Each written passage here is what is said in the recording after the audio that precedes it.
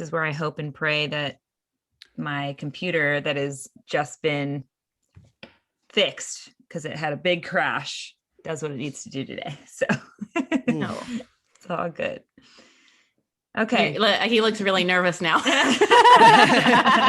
Actually, I'm nervous for you, Mercedes, but I was just going to ask you, do you want me to record locally so you can have like a pristine audio version and want me to send it over?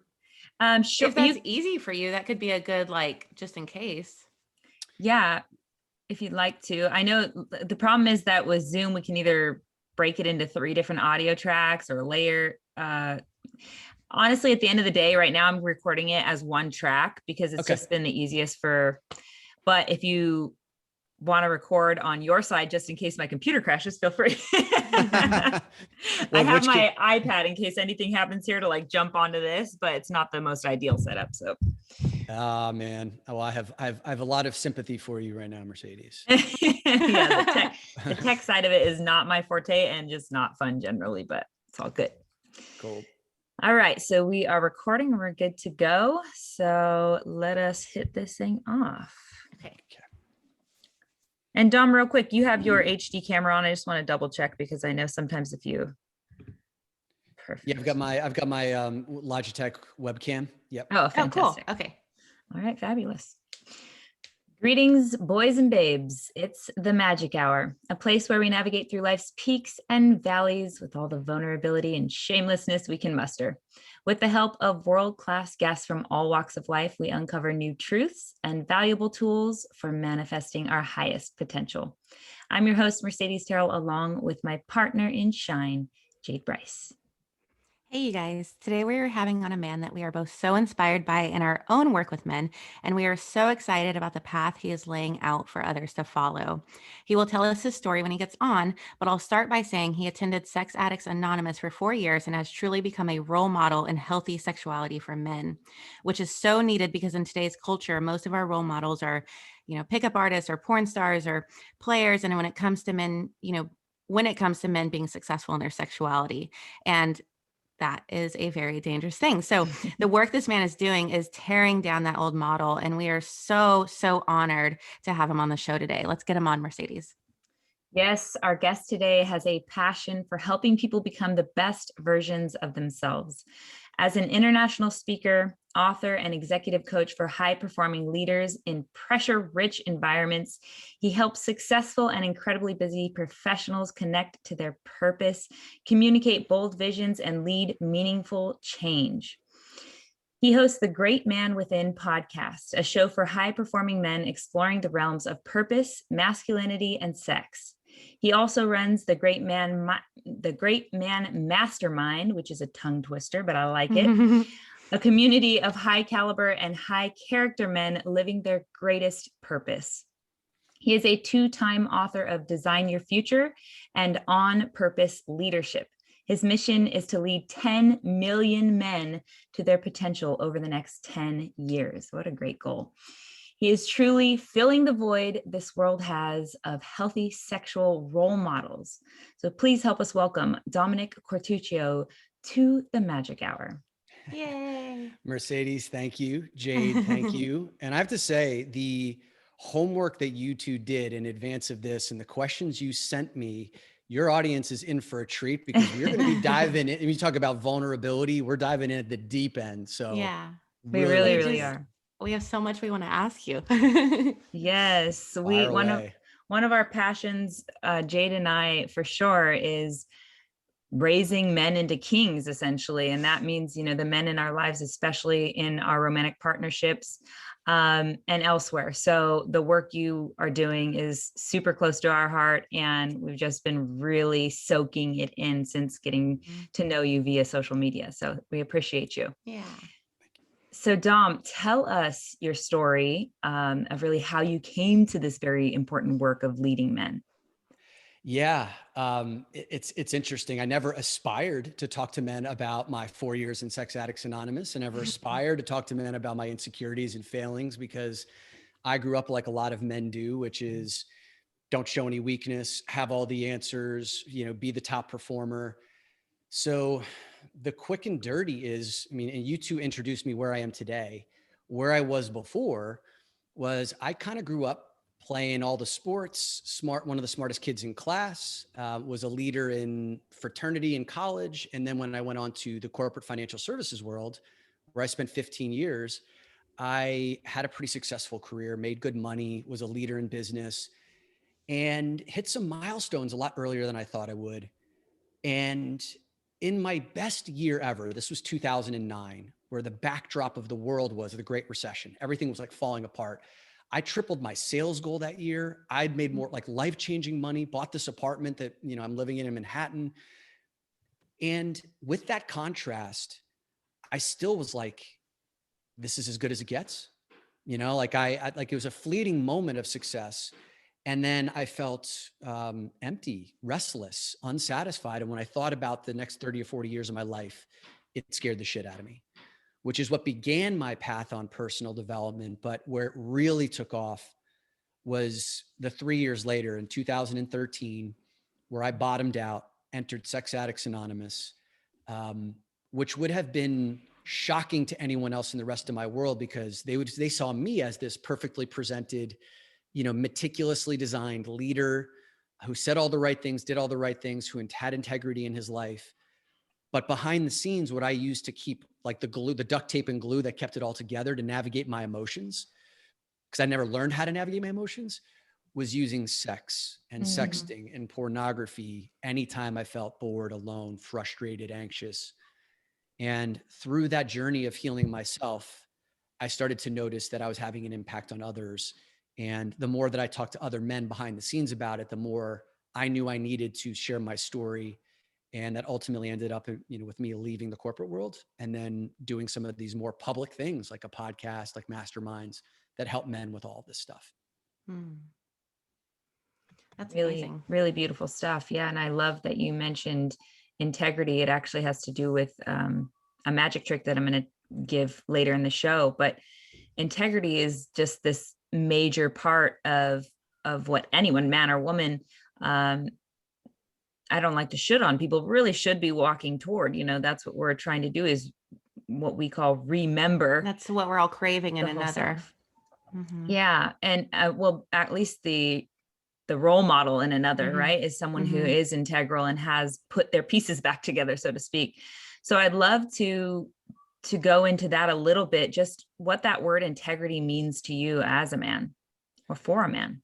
Yeah. I'm glad you went here with it. So integrity can be boiled down to you say what you're going to do and then you do what you say, right? And also to have integrity, there needs to be a deeper understanding of what it is that you stand for.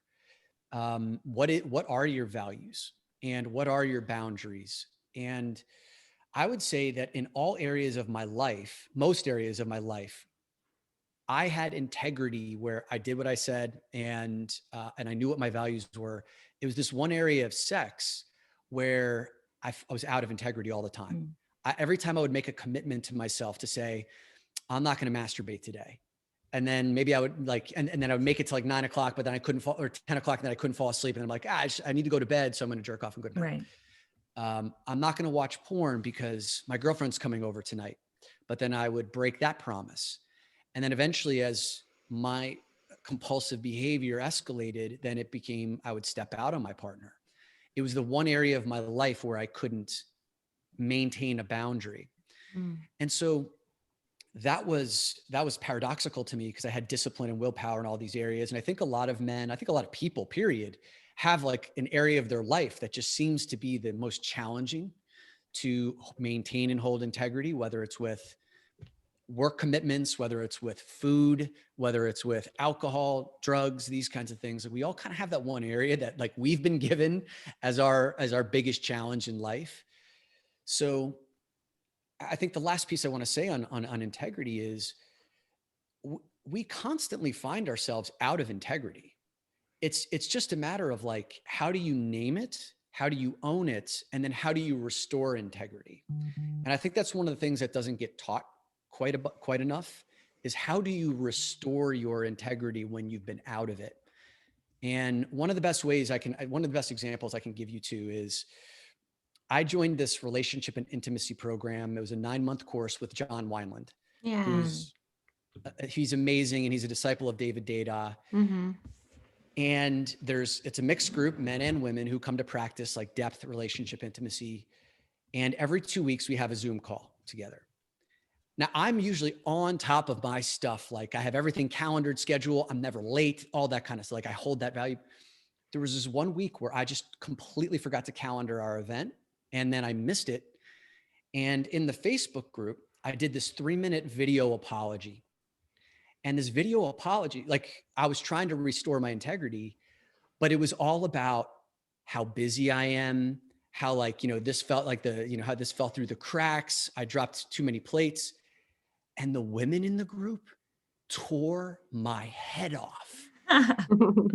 And they tore my head off because they're like, I don't want to hear how busy you are.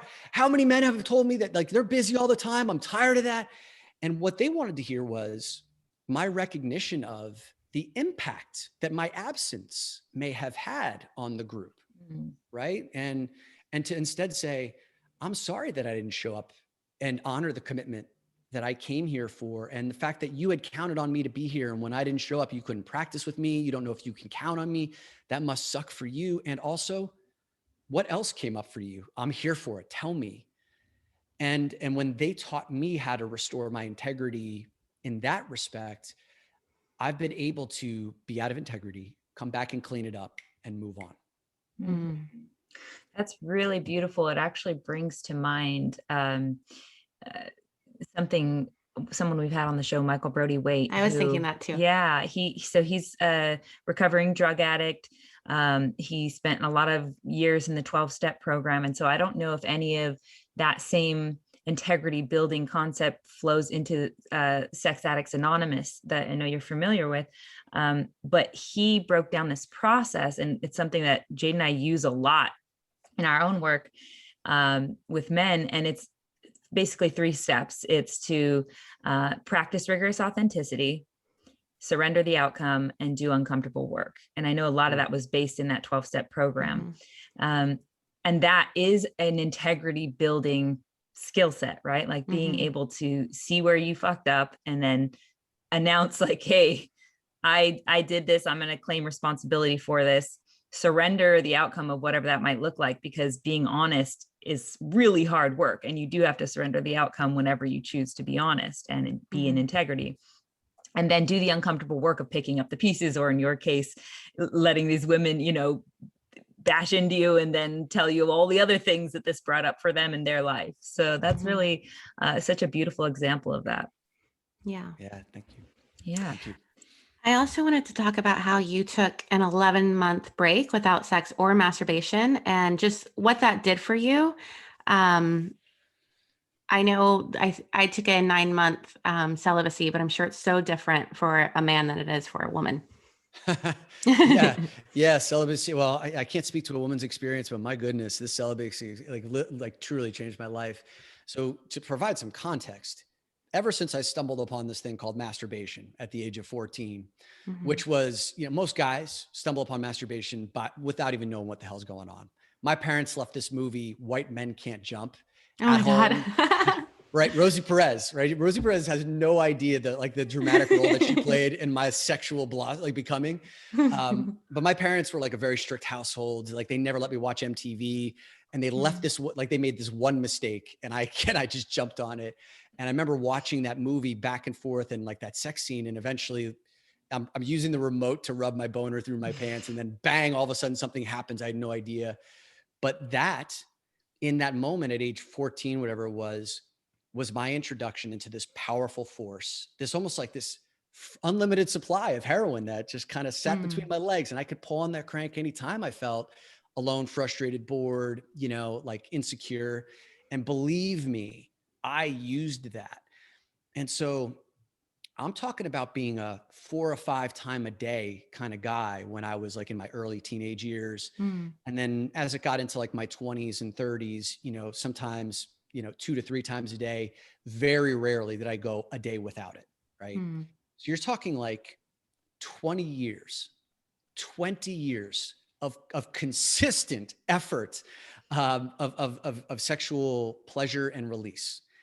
And then I enter Sex Addicts Anonymous in 2013. in January of that year. And now I'm being told, I remember my first sex therapist was like, okay, we need to put you on a protocol of no sex, no masturbation, and no pornography. And I looked at him and I was like, he must've just seen the deer in the headlights expression. He's like, what do you think? You're going to spontaneously combust? I'm like, yeah, I do. I mean, like here's my last 20 years, man. And you want me to go right to this cold turkey? And so it was a challenge, but during those 4 years of Sex Addicts Anonymous, I actually did not masturbate to ejaculation. There were times where I did masturbate, but I didn't ejaculate. So for 4 years of no porn. And then inside of that period of 4 years, there was that 11-month period, Jade, that you're talking about where there was no sex either. So this was at a time before like I'd really learned meditation or breath work to circulate the energy. And so I'm like, the term that's used in like the 12-step rooms is like white knuckling, right? Like you're just kind of hanging on for dear life. You've got all this energy and this excitement. And during that 11-month period, all these times that I would have just pulled on that crank, that release valve, anytime I felt anxious or whatever, that energy now stayed inside of me. Sometimes I felt like a bottle of shook up Coca-Cola, just like ready to explode. But what ended up happening was, and this was life-changing, I started dreaming about leaving this really lucrative 15-year corporate career because like it wasn't lighting my fire anymore, right? And I had these fantasies about starting my own business, becoming a speaker, being a coach. And in the past, I would have dreamt those things. And then the anxiety would have come up around not knowing how to do it. And then I would have jerked off and then let that energy go.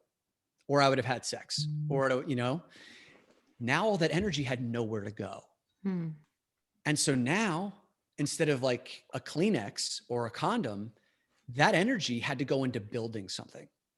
And so what I started to do was I started to actually lay the bricks, the foundation, taking training courses, learning how to build a business online, launching an online video blog and then a blog and then incorporating my business.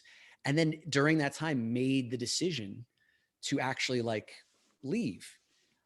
So I look at that 11-month period and I say, had I not gone through that, and I don't know if I'd be here today. And it gave me a new sense of understanding that this energy, this sexual energy is a man's life force, creative force. And we dispose it like without a thought, we just dump it everywhere without a thought. And you two talk about like speaking to a king, that's kingly energy. And I treat my seed now as kingly energy. And if I'm going to put it anywhere, like it's going to be with intention and it's going to be with a deeper sense of understanding of why it's leaving my body versus staying in here to build something, whether it's connection, intimacy, something with my business or workout. And that taught me to respect that energy at a whole different level.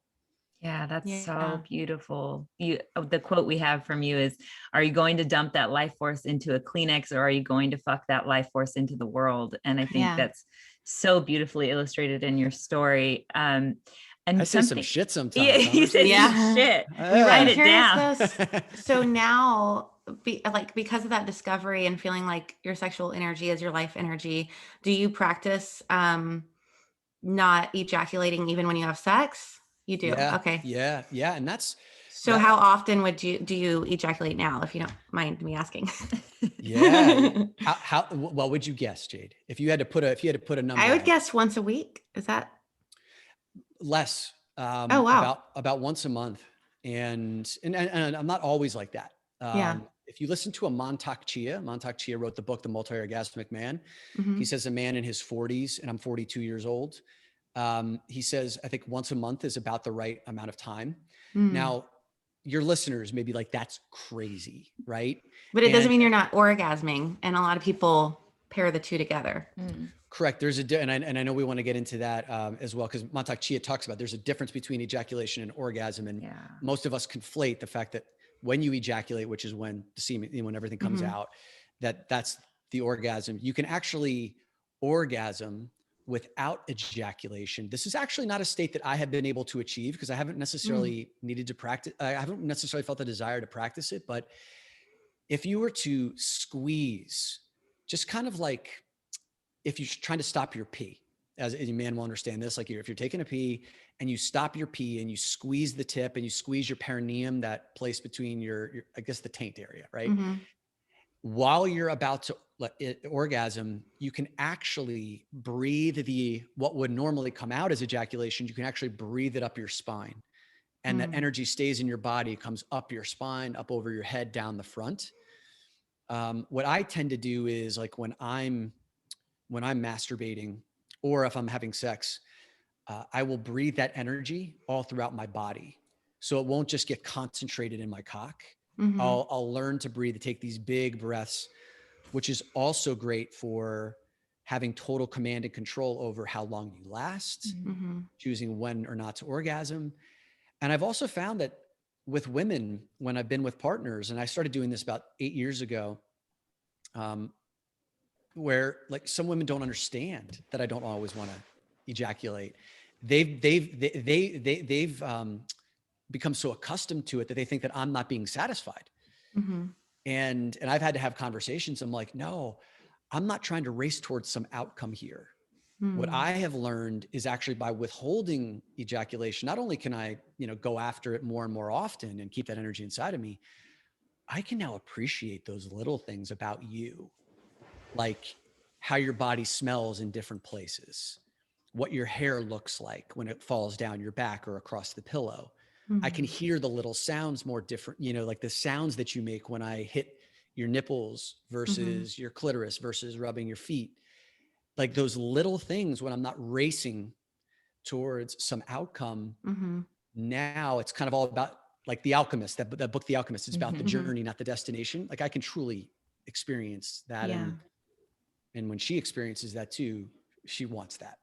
Yeah. So I want to touch on this because I feel like a lot of listeners, especially our male listeners, may hear this idea of slowing down, which I think is a lot of what you're talking about here, like being able to slow down with those little moments or slow down enough with his own body in order to experience something else than the euphoria of the orgasm or searching for the orgasm.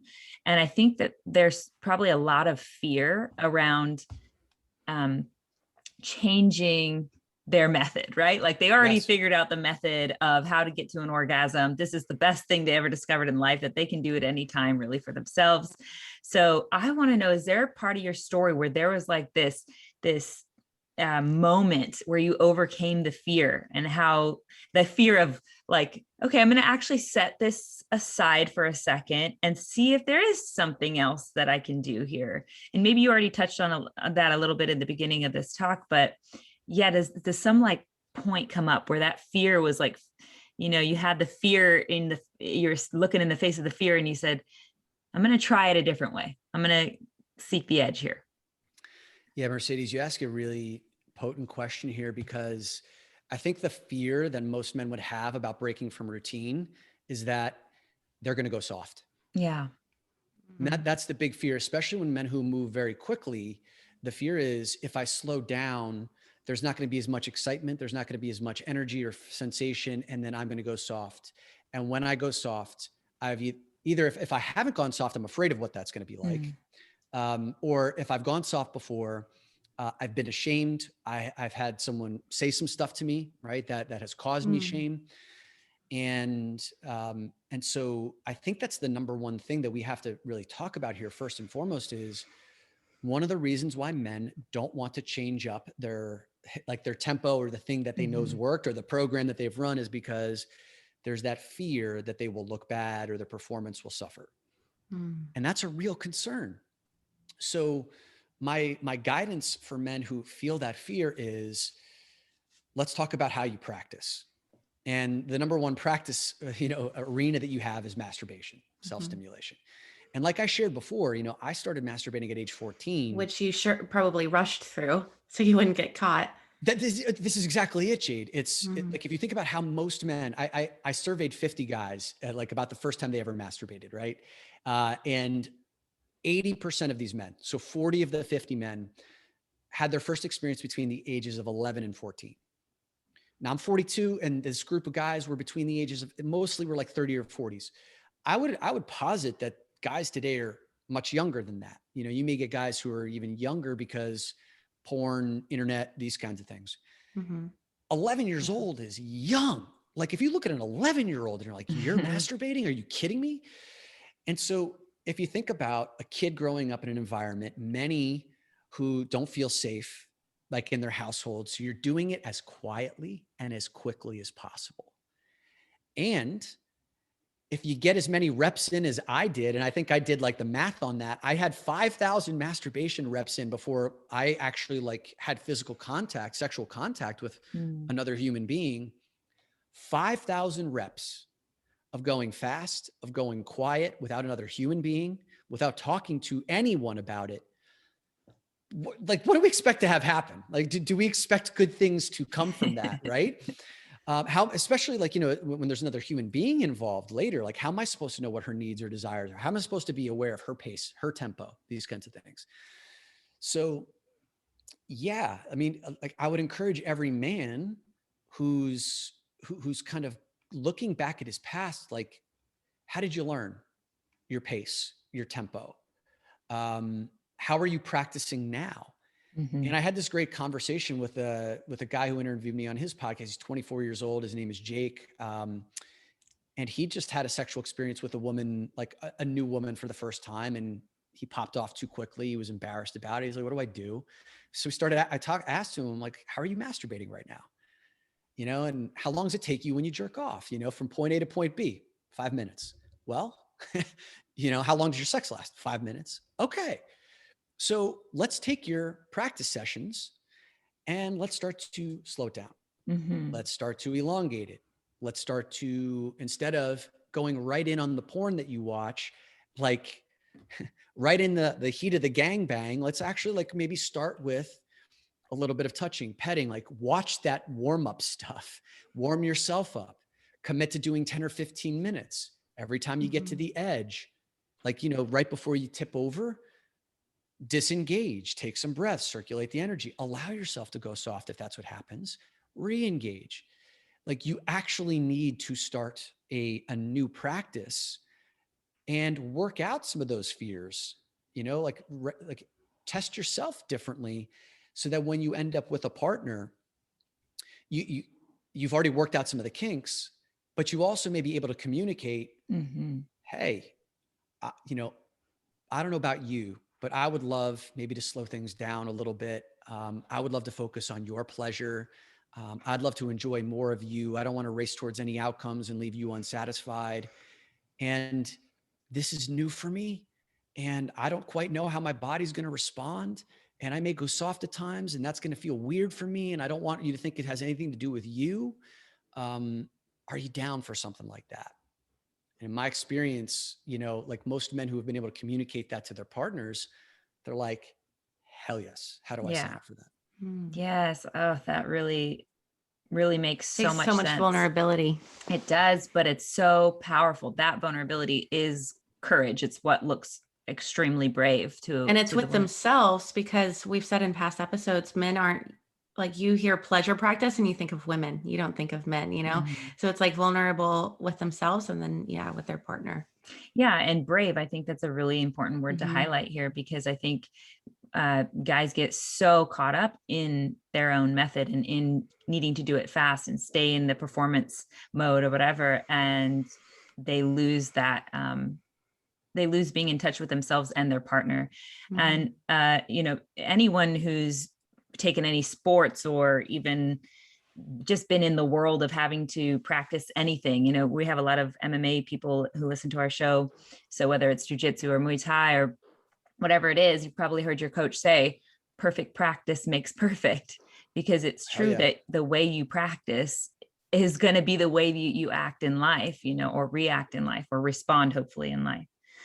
Something I wanted to touch on and bring us back to that you spoke about when you were talking about how you kind of came to this slowing down was, well, you brought up your dreams, and that's what really stuck out to me, because you specifically said, and I don't know if it was your literal dreams or not, but we can get into that. You said you started dreaming about a bigger business or a different career, or like going a different direction entirely, and really maybe embodying your purpose and what you came here to do, or what your daemon was, has been guiding you to do. And it looks like it's very much to do with the work you're doing now. So I wanted to know, though, dreams specifically, I don't know if those are literal dreams or not, but during the time that you were not masturbating, and during the time that you were having this really inward journey with yourself. That's a good question. Yeah. Did dreams come up for you? Were they more vivid? Yeah. Was there a change for you? Because this is something I've talked about a lot on the show. We talk about dream journaling a lot on the show, and dreams for me, like during ovulation, get hypersexual. So I just wonder for a man what the experience is there when you're not, you're not dumping that life force into a Kleenex. Yeah. Cool. Very cool. And by the way, if you two wanted to ever get into the conversation around the stages of the menstrual cycle and how men can play a role in that, like, well, one of our most popular episodes is actually the number one most downloaded episode on the Great Man Within podcast is A Man's Guide to the Menstrual Cycle. Beautiful. And it's been shocking, like the awareness that's brought to some of the sexual relationships that I've had, and also intimate relationships. Yeah. So if you want to go there, I would love to. Yeah. I would say, when it comes to my dreams, like from a sleeping state, I've always had a difficult time hanging on to like the memory of them, right? Like they're vivid when they happen. And then like, as soon as I wake up, I have not cultivated the practice of like, journaling and remembering them. But one thing I will say that happened that had never happened before in my life, that I do believe is a direct reflection of like keeping this energy in. I was just starting to learn things like meditation and start practicing Buddhism. I'd been disconnected from spirituality for 15 years. I grew up Catholic. I had a lot of animosity towards it. So I pushed it away, was spiritually homeless for 15 years. And then during recovery, I started taking on some of these deeper forms of meditation and Buddhism. This one day, I was doing a chanting meditation, and it's from Nietzsche in Buddhism. And for 15 minutes, I would sit with my hands folded, and I would chant over and over, Nam Myoho Renge Kyo, Nam Myoho Renge Kyo, Nam Myoho Renge Kyo. And I would set this intention of what I wanted for my life, and then to chant that with the force of galloping horses. So I would do it really powerfully. And it took a while for me to build up the endurance to keep that chant for 15 minutes with that power of galloping horses. And during this one chanting experience, I was envisioning breaking free from the shackles of my corporate life and then going off on my own, right? And what ended up happening was, and this was during the 11-month period of celibacy, this electricity like entered my body in a way that I'd never experienced before. And you have to understand here, I was still at that point in time where if anyone were to have told me like electricity entered their body, or like they talked to angels and they had this, like, I would laugh at you, like I would have put you down. That's what my mindset was back then. So now I'm experiencing the very thing that I deemed impossible, that I looked at other people like they were crazy.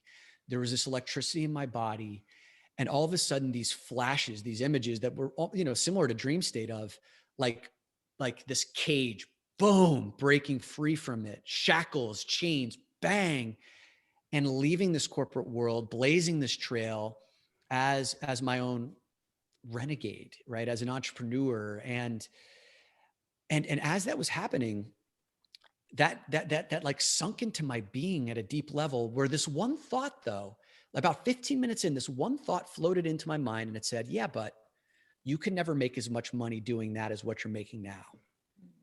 And the electricity, like a circuit breaker, bang, turned off. All of the energy left my body. And I came to, and I was just like, whoa, what the hell was that? And I kind of just chalked those 15 minutes up to well, that was kind of a cool experience. And I accepted that limiting thought as a truth, like, oh yeah, you're right, I can never make as much money. So for 6 months, I just kind of walked around not really doing much other than feeling like that fantasy was something interesting, but a seed was growing inside of me.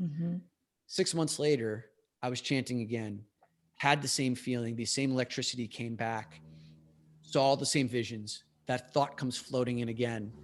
Yeah, but you can never make as much money doing that as what you're doing right now. but my meditation practice, my awareness practice had deepened, and I caught that thought. And I was like, who the fuck says? And I pushed that off. And I was like, well, what if I could make 10 times as much money? And the electricity kept going. And I didn't know how I could make 10 times as much money. I couldn't see that, but like, I just kept the electricity going. And when that session was done, those visions were clear as day. The knowing was deep inside of me. The how I was going to do it was light years off. And I didn't need to know the how. I just had to have the feeling. And that was the day that I made the decision that I'm going to be leaving this 15-year corporate career. And everything after that was like letting the mystery unfold of how. Ooh, I can feel it. That's pretty awesome. My one of my intuitives says that also, that when a man is having sex, it's like releases him from feeling his feelings. And so when he's like abstaining, that he like gets really clear on his feelings. And I have another friend that when he did a year celibacy, he said like he wasn't masturbating or anything, but he would feel his feelings so much that he would, this is how he put it, that he would like feel almost like orgasms in his heart. And I think maybe it was just, he was a sex addict prior, so he just wasn't used to feeling, you know? And I know for me, when I did my celibacy, I just felt very in my body. I love too that you walked us into that story with this, you painted that picture of growing up in a very Catholic family, and then resisting that, which I think is such a common route for a lot of people. I know myself included.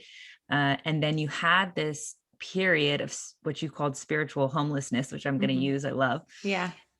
Where you were kind of, I don't even know if would you say you were soul searching, or you were just kind of floating about? And then the opposite of soul searching. Yeah. You were like rejecting, right? Soul rejecting. Yeah. Yes. So then you come about this practice of meditation and these different modalities of really getting back to spirituality. Maybe I don't know how you would phrase it today, but I think that's so beautiful that then you're having this very spiritual experience with yourself and your soul, where you have this moment of electricity and you witness all these things happening. I just love how we have to pendulum swing. You know, we have to go sometimes from maybe a methodology that isn't suited to us in our life, like Catholicism might not have been, or the way that it was being shown to you in the moment when you were younger. And then we have to swing all the way away from it and bounce off the other side to find our center. That's right. Yeah. That's right. And I mean, Jade, this is probably what you experienced when you did your year of celibacy, right? Is kind of those out of balance, these swings. And I think it's the Buddhists who say like the middle path is ultimately what we end up striving for, right? Like, so we don't have to, if you think about someone who's running, if someone's like swinging their arms way to side, like you are inefficient, right? You're not winning a sprint. It's the one who can like go straight forward. So sometimes though, Mercedes, you're right. Like we have to go through these radical out of balance experiences to understand where is the center.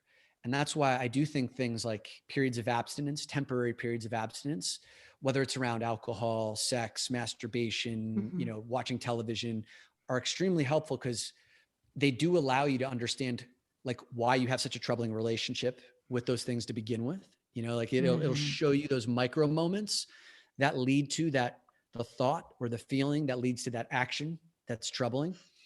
And, Mercedes, to go back to your point about like, growing up in this household, I think it's important to note, especially for your listeners, like to really inspect the forces that shaped your sexuality at an early age. And we talk about this on the podcast. It's, three key forces are your faith, your family, your friends. And then there's also the fourth one, which is porn, and we could talk all about that too. But, faith or lack thereof, my faith early on was Catholicism. 7 years of Catholic school, altar boy. And my particular faith taught me that like premarital sex or sexual desire, you're going to hell. That's scary. Yeah. My family and our household, my parents are amazingly loving people, but they didn't know how to have the sex conversation. They were the kinds of parents that if we were watching a movie on Friday night and like there would be a woman and a man kissing on television, her top would be coming off. They would lunge across the couch and like try to cover my eyes. They'd be like, no. And then for the next 10 minutes, the collective sphincter of the room would tighten. And it was just this really uncomfortable feeling. But at the same time, I felt this like I wanted to see that. Look at her. And at the same time, feeling like there was something wrong or bad about it, this conflation of this ambivalence of this natural, powerful force of energy that is clean, that is natural, is automatically labeled bad. And we can see how these judgments around sexual energy can create ticking time bombs. Recently, and I don't know when this podcast is going to air, but a week ago, by the time of this recording, Robert Aaron Long was the man who went and killed 8 people in Atlanta, Georgia, 6 Asian American women or Asian women at the massage parlors outside of Atlanta, Georgia. And there's a big part of his story that, that he's a sex addict. But one of the pieces that is not getting talked about enough is that the church that he belonged to had strict, rigid, oppressive beliefs around sexual desire. And if you have sexual desire, then that's the devil. They classify having sex outside of your marriage, homosexual behavior, transgender, along the same lines as pedophilia, incest, bestiality. Like that's how rigid they are. And what I can tell you is from being in 4 years of Sex Addicts Anonymous, the rooms are filled with men who grew up in rigid, oppressive, fear-inducing, shame-inducing sexual beliefs, or had home lives that rejected sexuality. And so like we grow up with that feeling and it's made wrong, which creates an ambivalence, which leads to self-loathing. And if self-loathing has enough pressure over time, it turns to self-hatred. And if that goes on for too long, then one of 2 things happen. A man will implode on himself or he will explode on the world. And we saw what happened with Robert Aaron Long. He exploded and took the lives of 8 innocent civilians. So I don't know how I got here, and I'm sorry if I went way off track, but I think the point here is like, we have to understand like the judgments that we've placed on ourselves and where did we learn that? And if it's here today, let's do the work to unremember that stuff because sprinkling a little bit of love on anything makes it better. Yeah. And shame is such a big factor in there, especially with the church and things we're talking about here. And something beautiful that got said to me recently was that shame is always a lie. So if you feel shame, and in other words, if you feel that part of you is bad or that you are innately bad somehow, that's shame in action. And it's always a lie. There can be guilt, which is something you did might have been bad, and that is recoverable. You can go back and change that thing. You can go apologize or whatever you need to do. But shame is always a lie. So if it comes from the dogma you grew up in, if it comes from a partner you were with who was projecting their own shame probably onto you, or any other way that you got some shame on you, just know that it's a lie. And it's a story that you can rewrite. It's a fairy tale, but not the good kind. Yeah, 100%. And that's a good transition into our next topic. Yeah. So we want to go into dick size shame with you. Yeah. This is such an interesting topic because I feel like we've talked about it on the show before amongst just Jade and I, but really it hasn't been something we've been able to talk specifically with a man about. So I love to feel what you have to say here and really get into that. Jokes in the locker room, a woman asking if it's in or not after you've already entered her. Dick size has got to affect a man's self-worth. And I'm sure it's probably usually is something that triggers on top of something that comes from childhood, even. Like there's places you can dig into where this all stems from. How does he start to identify that shame and then heal it? Yeah, it's a great question. And maybe I would love to ask you two a few questions too, just, Yeah. Yeah. to get the full. So let me start by answering your questions first. Um, from my own personal experience, growing up, again, 42 years old, didn't have access to high speed porn or internet, like that kind of thing. Mhm. And for most of my formative years, like I only had access to seeing my own penis. And I happen to love my penis. And didn't really have a basis comparison, it was just not a thing. It was only when, maybe I went to college and I had some like free time, free space, high speed internet, and porn was more available, that I started to watch porn and see like all these other penises that were way bigger than mine. Like the average dick size that you see in a porn video is 8 inches. Mine's not. And many times is often bigger than that. And so it started to call into question, like, wow, how come I'm not that big, or how come I'm not that thick? And I know that there are a lot of men who have similar experiences, especially the younger generations who grew up, like from right around 9 or 10 years old, you're probably seeing dicks on video. And um, one of my friends is Lisa Ann, who is like one of the top 10 most downloaded porn stars. Even today, she's no longer a porn star. She gives me a lot of behind the scenes stuff around pornography. And she says that she's had kids like 8 to 12 years old emailing her because they found her like on their Xboxes. There's like a pop-up ad that leads to porn. And they're learning about their dicks, through watching porn. And she's just like, blown away by that. So I think it's porn is one of them. You nailed it, Mercedes. Like a locker room is definitely another thing. Like I remember one of my earliest experiences with that was freshman high school football. We would do these 2-a-days, and then you'd end up in the showers and you'd see all these guys with dicks. And at the time, you didn't. All these guys with dicks. Like I didn't know about the like the grower or the shower. So if guys don't know about this, like either you're a grower or a shower, which means in your flaccid state, if you are a grower, then that means like you typically present smaller than you actually are. And it's like when the blood flows, then like you kind of move out to your full length, but it may look like you're small. Showers just seem to hang longer when they're in their flaccid state and don't fill up as much, as like say. But if you're like in a shower with a whole bunch of showers and you're a grower, you may naturally think you've got a small dick, right? I just interviewed a guy on my podcast. His name is Jason Gaddis. He runs the Relationship School. And he wrote an article 5 years ago that went viral, which was called A Letter to My Cock. And he had an experience from an early age, I think 11 or 12 years old, where I guess a couple of older guys in the neighborhood, like they all pulled their pants down and he was the small one. He's a grower.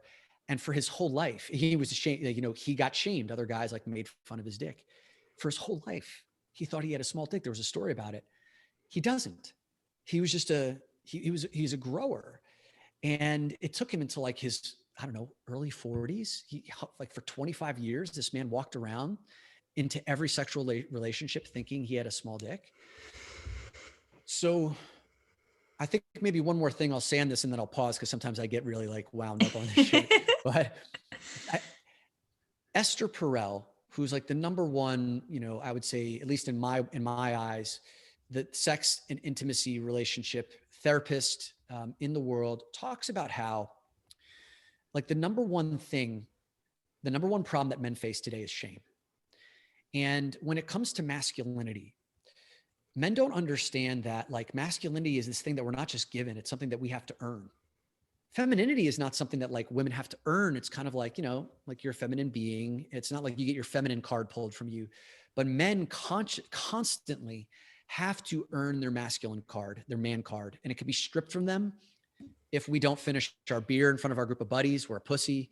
If we order the petite filet at dinner, if our dick goes soft or if our dick is too small. And when a man has too small of a dick, we get emasculated. Therefore, we're no longer a man. And then our identity is shattered. Like this is where the shame comes from. And a guy can carry that around into every sexual relationship that he has, which really can make it challenging. And I've heard some heartbreaking stories from the men in our community who have smaller penises, micro penises, who have been told by women, I can't feel that it's in. you know, like that kind of thing. And it can be really heartbreaking because what does a guy do about that? Yeah. So what does a guy do about that? Yeah. So one of the things that we've had conversations with some great sex educators on our podcast is we have reduced sex to this penetrative act, like dick in anus, dick in vagina. Like it has to be, especially for men, like a penis has to be going somewhere. Whereas that's just like a fraction of the landscape, right? We've got hands, we've got fingers, we've got tongues, we've got mouths. There is so much more to the sexual landscape than just the penis. And for a guy who, let's say, maybe doesn't have a big dick and maybe with his partner is unable to fully satisfy the partner with the size of his penis, great.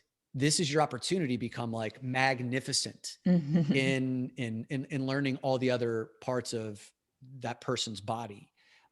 You can start to ask deeper questions around where they like to be touched, figure out their erogenous zones, create environments where you don't have to use your penis to deliver sexual pleasure.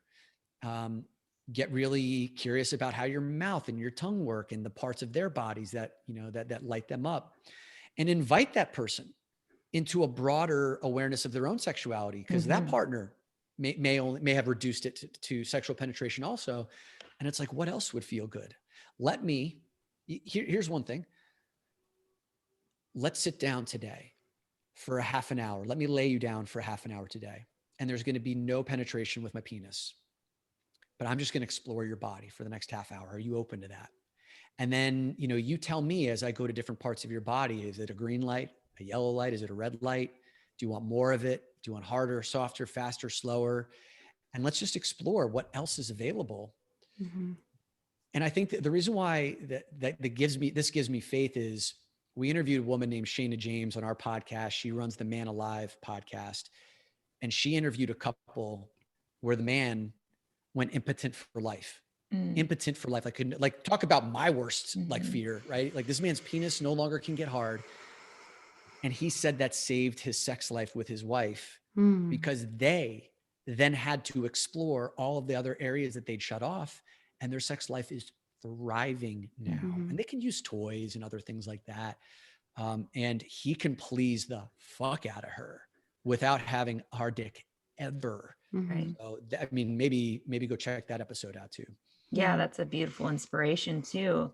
It brings up, well, that story, not specifically, but just what we were talking about here brings up, I guess the question of how much of this idea of I have to have a certain size penis in order to satisfy a woman, or in order to satisfy myself with a woman, if I'm a man, is a story that's been told in society versus some sort of primal or instinctual part of being a man. You know what I mean? It's a total story. I mean, like where does it come from? Like I said before, I mean, I don't know, from porn. Yeah. Right. Like 18 years, I didn't know anything different. And I was thrilled with my, like never even thought to question it. And then it was only like when the porn thing entered the world, and did I start to look at this misrepresentation of penis size and just started to question and ask, you know, different things. So I believe it's totally story. Now listen, there are women who are naturally inclined to love bigger dicks. Absolutely. Like I know a number of women who want that. I know a number of women who couldn't care less about the size of a penis, as long as like there's a man who's attentive, who knows how to hit different spots. And I think this could be really kind of interesting to get into, maybe to flip the script here and ask the two of you, like if you were to kind of go back through your own sexual histories, what role did penis size have in like your lives? And was there an expectation that is there an expectation, or were there certain kind of desires that you had for the size of a penis? Or did you come encounter with a really small one once and not know how to do? Like, what are some of your two experiences in that respect? Yeah, I love this question because I think it does vary so much, you know, person to person. I think so I'm going to answer this question a little backwards. So I think at the end of the day, if any woman was to get really dig deep and be conscious with her own truth. I might be just projecting all over all women right now, but I'm going to do it anyway. She would probably say that I would much rather choose a conscious man attached to a small penis rather than an unconscious man attached to a large penis. Because, you've heard, it's the motion of the ocean, not the size of the fish. I don't know how the saying goes, but the size of the ship, maybe. Yes. So yeah, we definitely, I think as women, and I'll speak for myself, I definitely want a person who's going to be present and attentive with me over everything else. However, I do think that there is this piece of the story that is important to touch on too, where you can talk about it like how men may think about boob size, for instance, although boobs have much less of a role play in insertion in any way, like a dick, has this other thing that happens and children come from it. But boob size versus dick size, right? Like that's a conversation that I think is interesting as well. So I think there is this, because like men are allowed to like big and small. Right. Yeah. And do we rob women from saying like, I like the pain of a big dick? Or, when we say, well, we have to take this story all the way down to the roots and figure out what's really going on here. So I think there's a lot of layers here. And so from my personal experience, I think I've been with different sizes, and it hasn't been as much about the size where I ever was like, oh, this is never going to work for me. I've never said that to myself, even with a small penis. Or with a large penis. I've never been like, I'm not going to do this, but it's been a inner conversation with myself a lot. Like, I mean, this is a thing that I think for me, maybe more than a lot of women that I know, has been almost an obsession where like a big penis excites something in me that I have come to try to delineate where that spawns from. So for me, I don't know that it's like one particular instance, but I think it is something where my experience of our culture, even before porn, has been this like, we praise phallic symbology in our culture a lot of the time, and many cultures actually. This is this phallic symbology of like the large, even like you'll see a statue of a large phallic looking, thing for a tribe, that this is the thing that they usually put up during the summertime months when it's about bringing plentiful bounty to their harvest, right? And you'll have this phallic symbolization. So I don't know how much of that, I was conscious of growing up, but I know that it definitely seeped in somewhere along the lines. Do you have a question, Dom? You look like you want to. Yeah. Do you mind if I ask you a couple questions? And if this gets too personal, then like you just stop me here, right? Sure. So the two of you obviously gravitate towards the MMA, right? Where there's a lot of like energy, there's a lot of masculine force, there's a lot of power, right? So there's some clues there, right? Around like what you two gravitate towards. And then Mercedes, would it be fair to say that it might take some work for you to surrender fully into your feminine with a man, right? There's got to be some level of like masculine, aggressive, but the conscious that allows you to drop back into your feminine and fully surrender. Absolutely. Yeah. Okay. I would say I am more masculine usually. Like I've always attracted more feminine men, and I usually stand in that masculine role more often. Right. And that can be exhausting for women who maybe have, like if at your essence, Mercedes, if at your essence, there is a desire to be in your feminine, then maybe one of those elements that pushes you there is like when you feel dominated by a big dick, Absolutely. right? There's a fullness there. And if you are used to being if you're used to out masculinating other men, then having that, like maybe a bigger guy, do you go for like bigger guys who are like physically bigger than you? Yeah, I normally would. I mean, I'm married now and my husband isn't actually a huge guy, but normally what we're talking about is my trajectory here of dating men, always dated big football player type of guys. So yeah. And so like it might have something to do with this this craving, this longing to be deeper in your feminine. And that's just like one more element that allows you to surrender into it. Absolutely. That makes so much sense. That And I makes a love lot of sense. that you put it into that context for me. Mhm.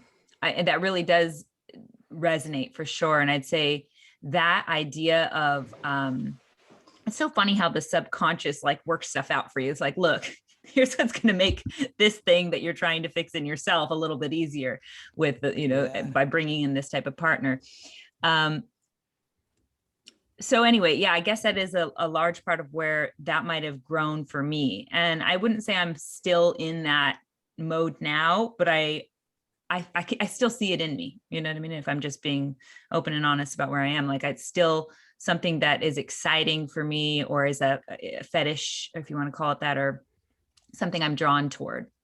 Yeah. And there's nothing, and Jade, I want to come to you too, because I think your listeners would love, to get this, like this side of you as well. But there's absolutely nothing wrong with it, right, Mercedes? It's just like, there's absolutely nothing wrong with men who like big breasts. It's also the way we talk about it. If we only idealize the big breasts, Right. then we marginalize those who don't. If we only idolize the big dick, then we make others insecure about the size of their penises. And there was one more thing I wanted to say about this. The difference between the boobs and the dick is that, like, we can clearly see if you have big breasts or not. It's not a mystery. The penis is. It's kind of like there's like this moment of reveal. And if like you're someone who like wants it, like who craves a certain size penis, you don't know until you've already made the commitment to getting there. And there's something about that that's both exciting, but also nerve-wracking, right? For both sides, because let's just say, like, if you're a woman who can either only be satisfied with a big penis or just like is looking for that, you've got to kind of go all the way, or maybe ask someone, before it happens. Whereas if you're a man or you're someone who, like a person who likes big breasts, you figure that out right like that. Right.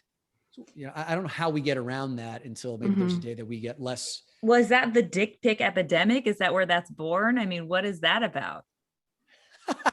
I don't know. I mean, the dick pic epidemic is like, I don't like, we all seem to just be fascinated by our dicks. Yeah. It's just like, I love my dick and I want you to love it too, And so it's like, here's mine. And, you're talking about the phallic statues just kind of like being built. It's like, I want to build a statue that I want people to salute to. So I think we as guys just want our penises saluted. And that rarely happens. I do love that we have really come to, well, for me, it's a semi-revelation here of seeing dick size as a symbol of overt masculinity, or masculine energy even. And in a conscious person, knowing that that's something that you might be making a story around, being able to dilute that down into what it really is. Because that opens up a huge opportunity to be able to say, okay, dick size obviously doesn't indicate whether you have masculine energy or, you're able to stand in the masculine and be energetically agile and these things. That's a story. And a man with any dick size could be a very masculine man, of course. So I don't know. I think for anyone listening who is wondering, how do they navigate their own insecurities around dick size, and masculinity, if it's related, because for me, I love how we pulled out where that's related for me. So it's not related. It's a story. I just want to underline that. Yeah. Thank you. And Jade, I would love to hear your perspective on it too. Yeah. I'm curious if maybe it's, cause you talked about your first, for men, it's like the first penises y'all see happen to be in porn. And so you tend to think that they're big, or that they should be big, or because for me, my first sexual experience, because I never watched porn prior to sex, and then had a really religious background, waited till marriage. And my first experience with sex was with an uncircumcised man that wasn't very big. And so for me, after that, it was the larger ones that scared me, kind of. Like, I remember the largest one I saw, I refused to have sex with him because I was scared it would hurt. So I like avoided it and, did all the other things. But I will say that the two largest sexual partners that I have had were the least enjoyable, not because of the size, but because the sex was just not great. It was like almost like maybe they thought because of their size that they didn't have to do anything else or try, anything else. And I will say that also the more average to smaller sizes felt better to me because it seemed like something about that size hit my G spot in a different way. Yeah. So I preferred that. And also it's like no position hurt, and so I always lean towards that. And I don't know if that has something to do with my very first sexual experience being, like that. But also I will say that I never went into sex thinking that they may be feeling insecure about their size. I was always feeling so insecure about things on my body. Like in my 20s is when I felt like all my friends started to get fake boobs. And it was like, I felt like most men were like talking about like how beautiful fake boobs were. And so because even though mine are double D, even because they were natural and didn't like just sit still, I felt very self-conscious about my boobs. And then I also felt, because I have like a larger labia, I was like always really nervous for people to see it, actually I was more nervous for women to see it than men, because men, I was like, well, like they probably haven't seen as many as women have seen. And I remember one time being in a car and the girls in the back seat were like looking up this porn star and they were like, what the hell happened to her labia? And like making fun of her. And I looked at it and it like looked like mine. So I felt so much shame.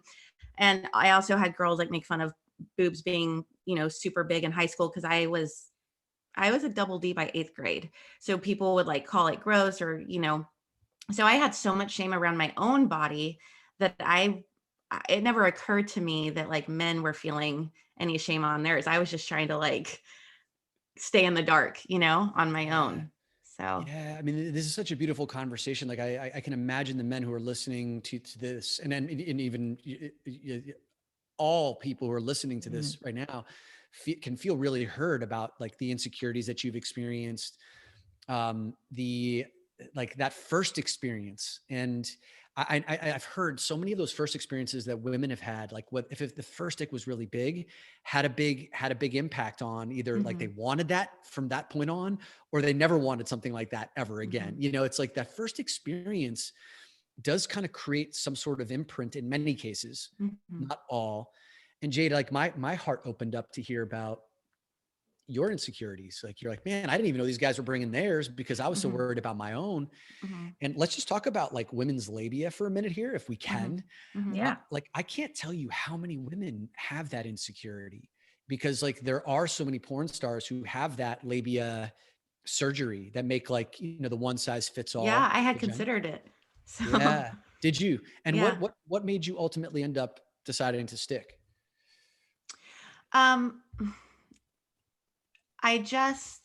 Well, first of all, I was afraid I would hurt. That was like the main thing. Probably would. Yeah.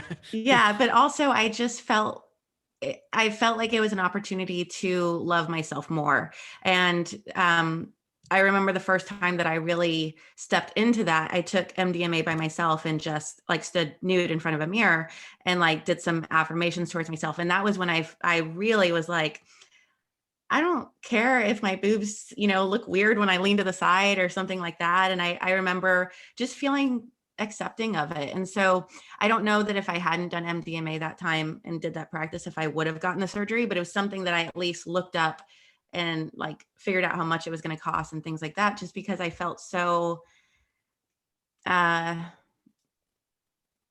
just the shame is the right word. But I remember the very first partner I talked to about it acted weird about it too. And so it made me feel like I was going to be with him for a while. So it made me feel like I had to get it for him. It wasn't really so much for me. Thank goodness that like you didn't do that just because of him, like and his inability to have that's why it's so important for people to have grown-up conversations around this. And, I had a partner a few years ago who, her sister had shamed her for her labia, like, and what, like she has full meaty labia, and I loved it. I thought her pussy was beautiful, but she had so much shame around it that it took like months for like her to believe me, like when I would get in there and dig in and like, and take time with, and there were times where she just wanted to like pull my head out and move on to something else because it was like so deeply entrenched. So we've all on some level got these insecurities. And I think if we're going back to where we started around this like dick shame, dick size stuff, it's having the conversations about it, opening up, recognizing, I think Mercedes, what you said, like that shame is always a lie. It's always a lie. And recognizing, okay, like I've been given this thing. This is like for this life, this is the dick that I've been given. And how am I going to work with it? And how am I going to have conversations about it? How am I going to learn to love it? That's the game that we're playing right now. Yeah. Beautiful stuff.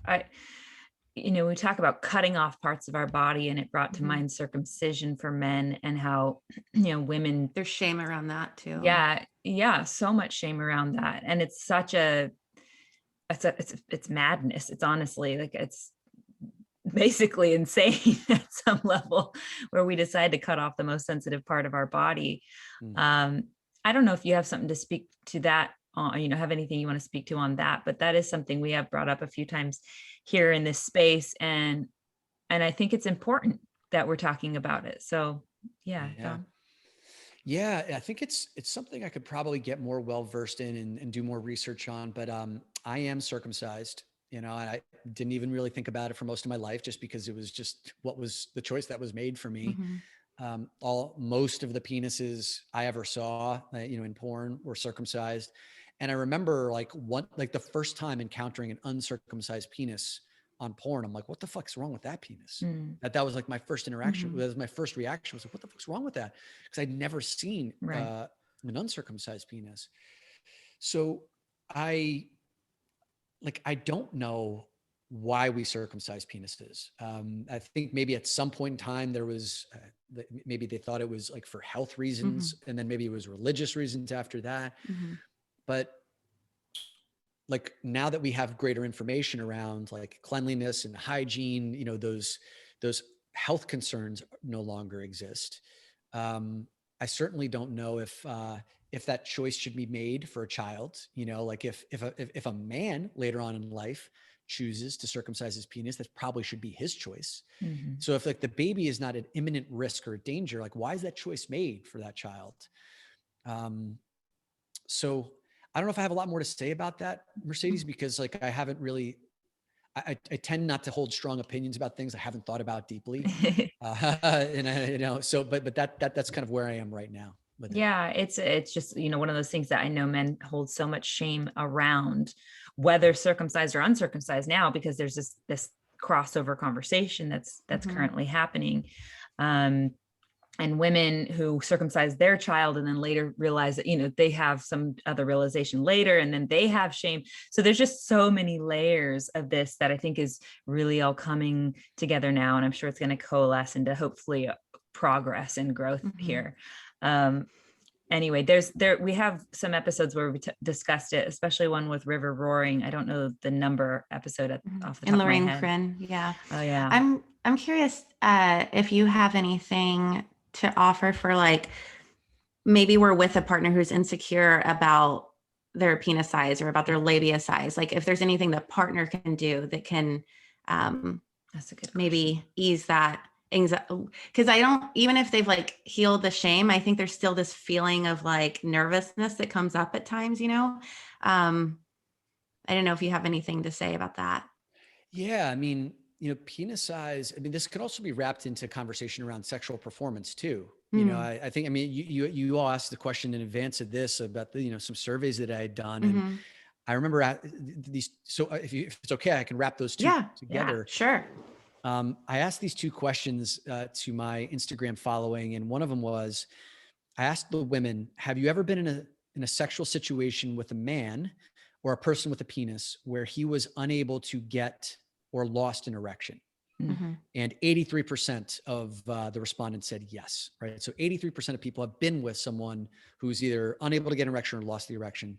So those are typically like shaming moments, right? Like men feel shame, and people with penises feel shame in that moment. And the second question was, did you feel as if it had something to do with you, even if it was just a little? And I'm curious. I always did. Did I you always thought it was something like I wasn't turning them on. I never thought it was anything that they could control. Yeah, absolutely. Even up until like just a couple of years ago, and when we started doing this type of work, I definitely felt like it was me. I never shamed someone for it, but that I could totally see how you could easily turn on that insecurity in yourself and self-worth, worthiness wound, and then project it onto your partner in that moment and be like, oh, it's your, you take all this shame that I'm holding actually in my own being about my own insecurities. So. Right. Now think about that. Now there are two people lying in bed who both feel ashamed, trying to communicate with one another. Right. Closed, completely closed. Totally. That's a recipe for disaster. And I remember, so I'll just share a story with my life. Like most of my life, I was really lucky around like sexual performance. It was just never a thing that I had to worry about.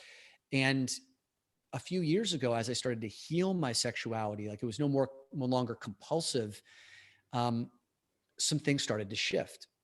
One of the things that like I used to be able to do was like I would create these seductive experiences with women who didn't live in the same city as me. We would have like this courtship going on. And then like in my mind, I would have like this sexual picture of who she was. And then when like we got together, I was going to have sex with that vision of her, not actually like what was there in its entirety. Right? And even if like a woman would show up that maybe didn't look the way I expected her to, or like, the energy wasn't there, I could still like execute on it. And then after it was done, I would feel the disconnect after it was done. Once I healed that, then the energy of that person became much more prominent. I no longer had that like, fantasy thing. So there was a woman who was here who we'd had this courtship, and I was following my same pattern, and I could feel that like I wasn't all that excited, but I just kept going with it as I normally did, the program. And we're in my bedroom and we're kissing, that petting's going on, where things are happening. And I can feel this moment where like her hand starts in my chest and it's beginning the migration down slowly. And I know where it's headed. And I am as flaccid at like as unturned. I'm not talking like a half chub. I'm talking just like completely flaccid. And the hand is moving down. And I'm like, holy shit. For the first time, like for the first time, a woman is going to feel my dick unaroused. And I'm like, do I stop this? Do I turn over? And something in me said, just like, let it happen. And she put her hand down and she starts touching my flaccid penis and she's flopping it around and it's not getting excited. And then she disengages and she looks back at me and her face is pale. And I'll never forget, it's just like seared into my memory. And she blinks a few times. And the two words that left her lips that I teach like all partners of men to never say in a moment like this: what's wrong? I knew you were going to say that. Because that tends to be the reaction. It's like, oh, flaccid dick, there's something wrong. Like there's something wrong. Why does a flaccid penis have to be wrong? Right. And I backpedaled. I was all freaked out. I didn't know what to, I'm just, I didn't have words for it. I felt ashamed. She also thought it was something to do with her. And fortunately, like I had some techniques, I had some breathing. I was able to be like, listen, I don't know what's going on right now. I'm not feeling like activation down here. Why don't I just turn the attention on you? And, I was able to move through some stuff. I ended up going down on her. I found my mojo and I was able to get back into that moment. But I think in those moments, the thing that I want to let the partners know is first of all, it has nothing to do with you. It truly has like nothing to do with you. There's something going on inside that, like inside the man, where either he's nervous, he's going through something, he's not fully aroused yet. Maybe there's like, some warm up that needs to happen for him that hasn't happened yet. And if you can recognize that it's not anything to do with like your body or your attractiveness, that he's going through something, then you can kind of take a deep breath and hold that space for him. And a number of the women who responded said, well, what I did was I loved on that soft dick the same way I would have loved on a hard dick, or like, what else could I, hey, maybe I'll start touching another part of your body that feels good for you. That especially helped the men who were emotionally kind of stuck and didn't know how to talk about it, to just either relax. Some of them got back into it, some of them didn't, but they could feel safe in their partner's arms. Yeah. And I think a lot of times, like in our 20s, the wind blows and a guy gets hard. So it's like we get so used to that then in our 30s and 40s, when it's harder for a man to get turned on, it doesn't, we're not used to that yet, and I think with age comes stress, hormonal things, diet, like so many things. Whereas like in 20s, it's like you hardly have to try. So I think it's just adjusting our mindset there too. 100%. And that kind of goes back to the dick size conversation too. It's if a man is feeling, a person with a penis is feeling that they're ashamed of the size, and they've expressed that to you, then I think some of the things that can be done is like maybe in a non-sexual situation, just like kind of sitting down, looking deeply into that person's eyes and just being like, do you know I love your penis? And what's attached to it? Or do you know that like your penis, if you're not in love with this person, do you know that your penis is like, I'm happy with your penis and the person that's attached to it. And maybe even create kind of like I said before, a specific container where it's like, hey, for half an hour, I'm just going to play with your penis. And, maybe while I'm playing with it, if anything comes up for you, around an insecurity, let's just talk about it, or let's just let it come up and let it go. And I'll smile at you, and I'll blast some love at it. And those could be the things that it may take time. It may take multiple situations for that to kind of overcome, but to create a space where a guy can feel it's okay, can lead to some real healing. Yeah, I love that. And it brings up, like in the world of Tantra, I guess, like using yoni massage and lingam massage and giving a space, like creating a appointment and a space and that opportunity to, it's okay. Like some of the techniques are not going to be the thing that makes you super rock hard. They're going to be just, weirdly massaging your penis. She's going to be just, handling it in a way that isn't the thing that's going to be like, getting you to have an orgasm, but it's going to be gentle and for your pleasure, just in a different way. And I think experimenting with things like that, it's all about making that container feel really safe for it to be flaccid sometimes. And it, to play, it's not going to be perfect. It's going to be messy. This is about correcting the practice, right? Yeah. Totally. And that makes me want to ask you too. I know you've already shared some, but if there was anything that you wanted to share about ways men can upgrade their sex life. Yeah. It's so for a man to upgrade his sex life, there's a few things. And I did say this before, but I want to double click on it, which is most men have this unconscious expectation that every sexual interaction must end in ejaculation. And it's not even questioned. And so when that outcome is already predetermined, then you've kind of like short-circuited in like an entire universe of other possibilities. Chances are it's going to probably be quicker than you would normally want it to.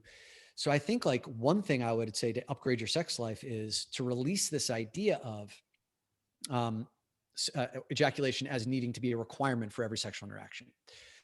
Second thing would be, porn. And I know this is something that like we had on the list to talk about. And, porn was something that when I gave it up for 4 years, one of the fastest things that I noticed that came back were all of those like micro sensations that made being with a woman beautiful. Like most porn, guys aren't watching porn from like the very beginning because it's like, it's cheesy and it's stupid. Like, how am I going to watch these people act with like the pizza delivery guy or, you know, the pool cleaner, and I'm going to listen to them talk about, no, guys like fast forward and jump into, it's just like, now we're ramming each other. It's down the throat. And when guys condition themselves to that and then go from one clip to another, there's a desensitization that happens, right? So what happens is guys will bring that into their sexual experiences where they have to pornify their partner and pornify the sex. So everything has to be fast. These positions have to be ridiculous. Many guys will play videos of what they watched before instead of connecting with their partner.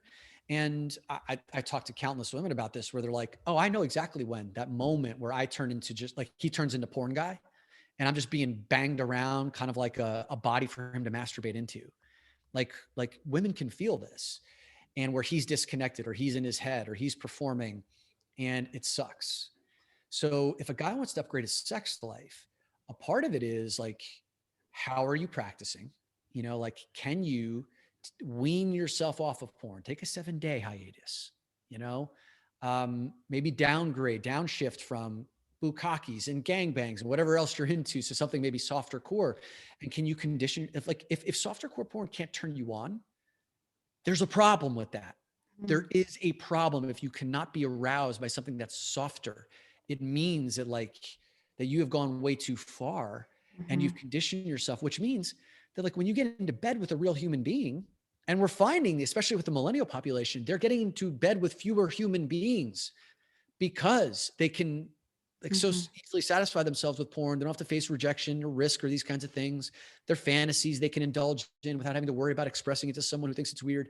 You want to upgrade your sex life, then you really have to be meticulous around the kind of porn that you are watching. And no one else is going to be watching this, is going to be making these decisions for you. You have to be the one. And if you don't feel like you have the discipline or the willpower to unwind that, then you need to start talking to other people, other men that can serve as accountability partners for you to say, hey guys, for this next week, can we do a challenge? No porn or softcore porn only or whatever.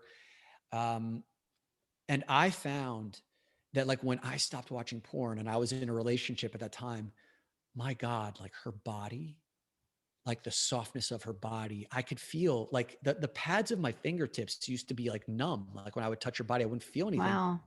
Like then when I would touch her, like I could feel her softness. And when she would touch me on these different parts of my body, I could feel it versus the numbness and like her scent and her hair, like all those little things. So and since then, and that's been 8 years of really practicing, like when I'm with a woman, man, those little parts of her, and there are endless parts of a woman to be explored. You like that curiosity, that mystery goes away when we're just like programming with porn. Yeah. Sorry, I got on my high horse there. No, it was awesome. Yeah, I think for me, what it brings to mind is this, this other piece as well. So like the porn addiction is so real. And we're getting deeper into it, as you explained.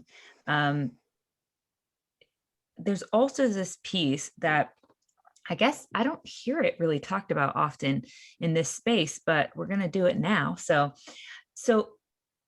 for me, a lot of the reason to show up in sex with men and to have a hunger for sex with men in my life has been about getting validation from the man, which means I was completely like subsetting or just completely denying pleasure, receiving pleasure, like the ability for me to receive pleasure for myself.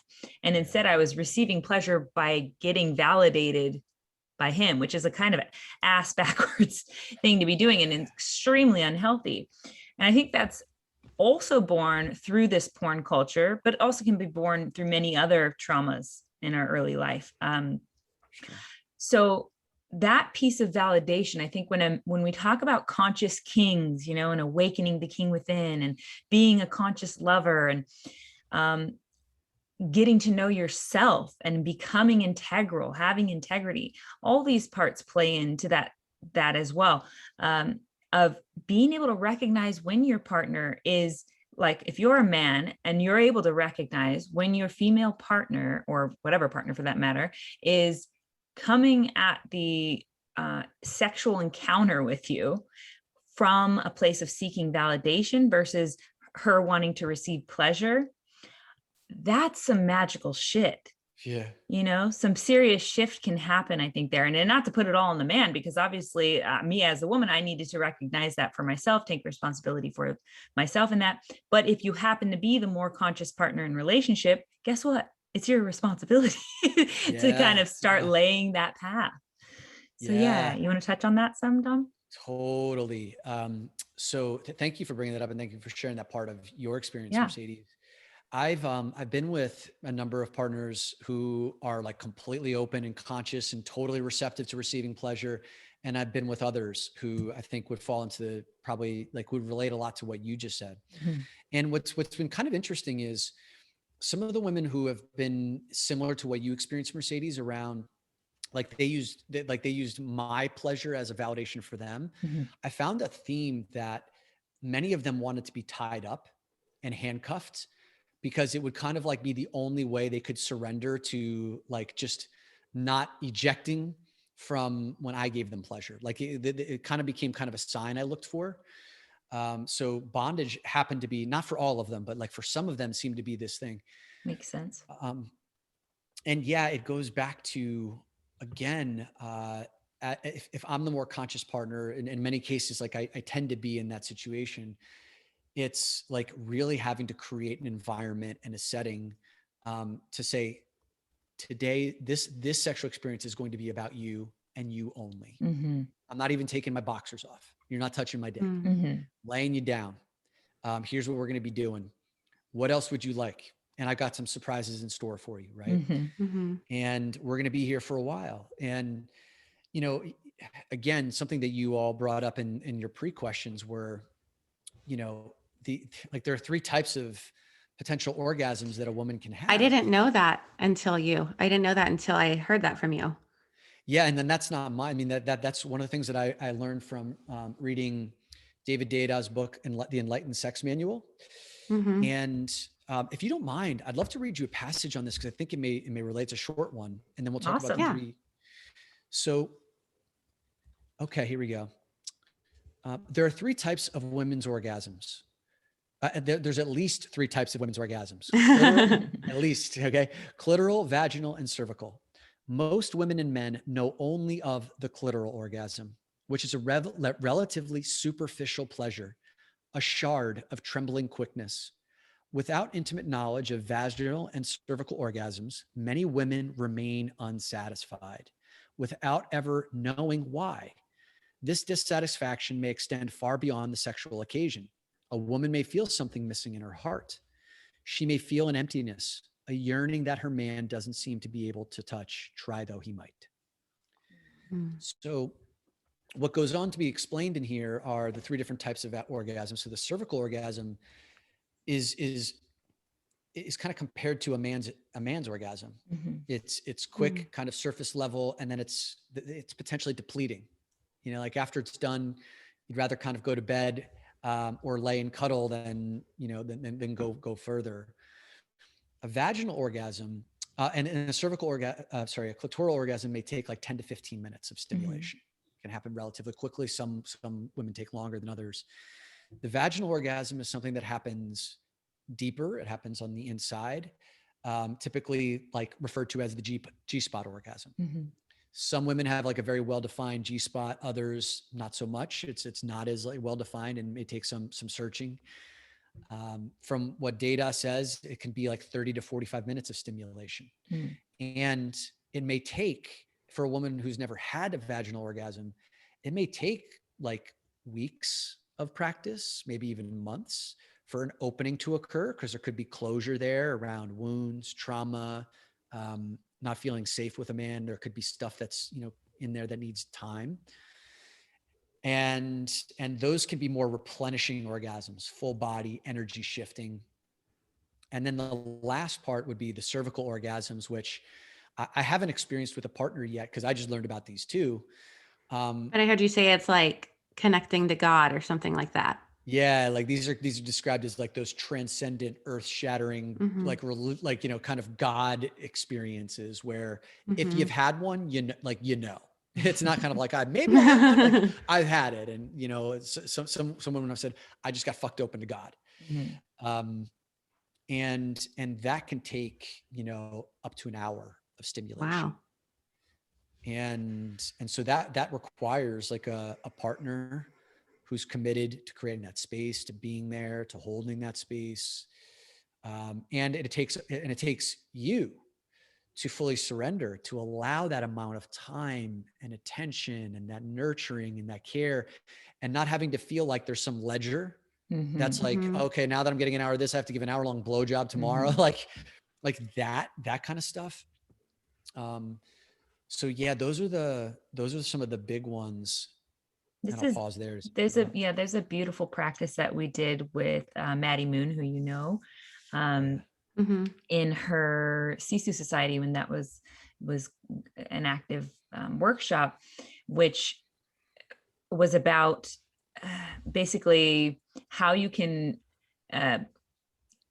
fuck yourself open to God. Oh, So yeah. yeah, and in it It's my favorite practice. Yeah. I didn't know where you were going, but and she talks about yearning and longing, and that the feminine energy is this essentially this void that's never going to be fully satisfied by a human man, and that the thing that you need to bring into your sex and your especially relating with a romantic partner is the masculine God, or however you want to look at it, this God essence that will allow for the satisfaction that women constantly crave for.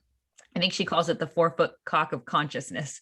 So it's kind of well, that's very visual. That's the Osho name. And or the Osho name is the divine fuck. She calls it the divine lovemaking or something like that. Yeah, something like that.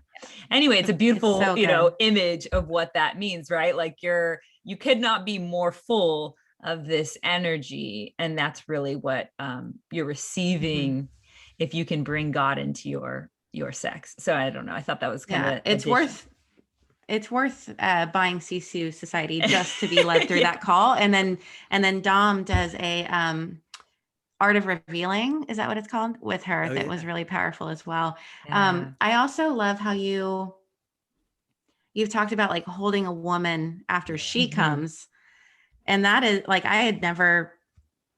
Again, that's another thing you introduced me to, because I had never even heard anyone talk about that until you. To know to ask for it. Yeah, like didn't know we were missing that. Well, usually it's like it doesn't end till the man comes, and sometimes she hasn't even come. But the fact that you stop and hold her after she comes that's just a completely different practice than people are used to. Yeah. It's I've found a lot of when I say a lot of, like, I don't have a lot of partners. I've like most people think, because I have like sex addiction in my history, that like I'm this prolific, but especially over the last 6 or 7 years, I've had very few partners. But I found that many of them have never had this experience of having an orgasm and then being able to just like bask in the afterglow of that orgasm, because usually they're just kind of thrust into the next sexual situation, like the guy, now the guy is going to be taking her in a different position. And so there are times where I've been with partners where they've come to orgasm, and, like there's that climax, there's the breathing, it's coming down. And as they're coming down, you can almost feel them like turn their attention to me and then start whatever, riding up and down again, or wanting to, go down on me. And I've had to be like, stop. Just feel that. Just feel that. Keep your eyes closed. Breathe that. Like, feel that in your body. Let's just hang out with that for a little bit, and just drop your body onto me, or I'll, just lay there on the bed, and for moments, just like guiding her through. Just take the deep breath. Where do you feel that? I feel that in my belly. Great. Can you circulate it up to your chest and down your legs?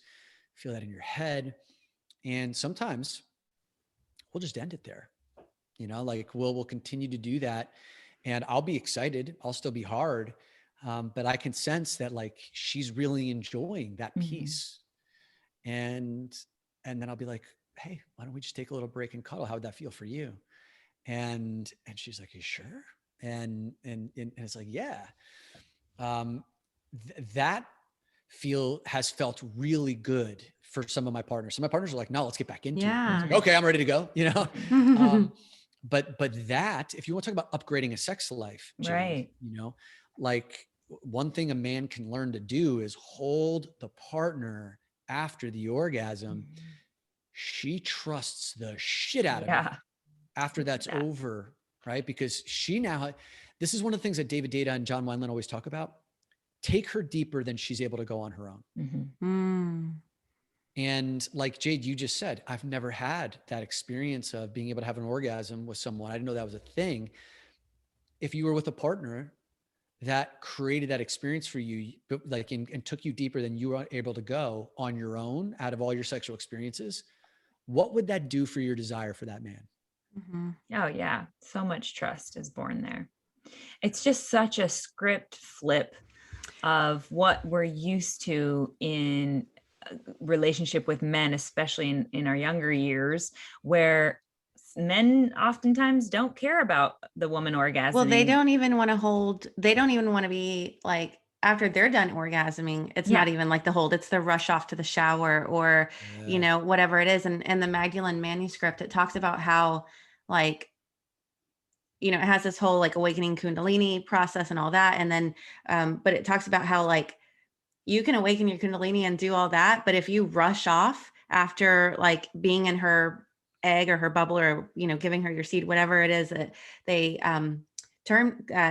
worded it. But if you rush off after that, then like the process is not complete. That like, that's one of the main, most important steps, is that you stay in each other's presence after that. And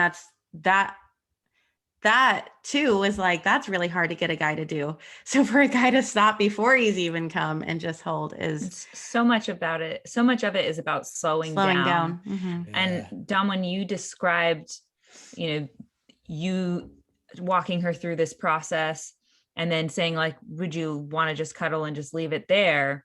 To me, that brought up this even like a fear sensation I could feel from my stories of, am I being selfish? Am I like, I need to give more than I receive, essentially, or you know what I mean? Like I wear the mask of saying yes when I should say no. Like this is a core wound for me, but that comes up for me. And I think for women, a lot of women, they've experienced that where it's like your needs and your pleasure are secondary to this man finishing whatever he's going to do here. So here's a great story. So there's I have a sexual partner right now. We're not exclusive. She lives in the West Coast in Los Angeles, and she has another lover that's local who's, you know, she's 27, he's 27. He's not conscious at all. Right.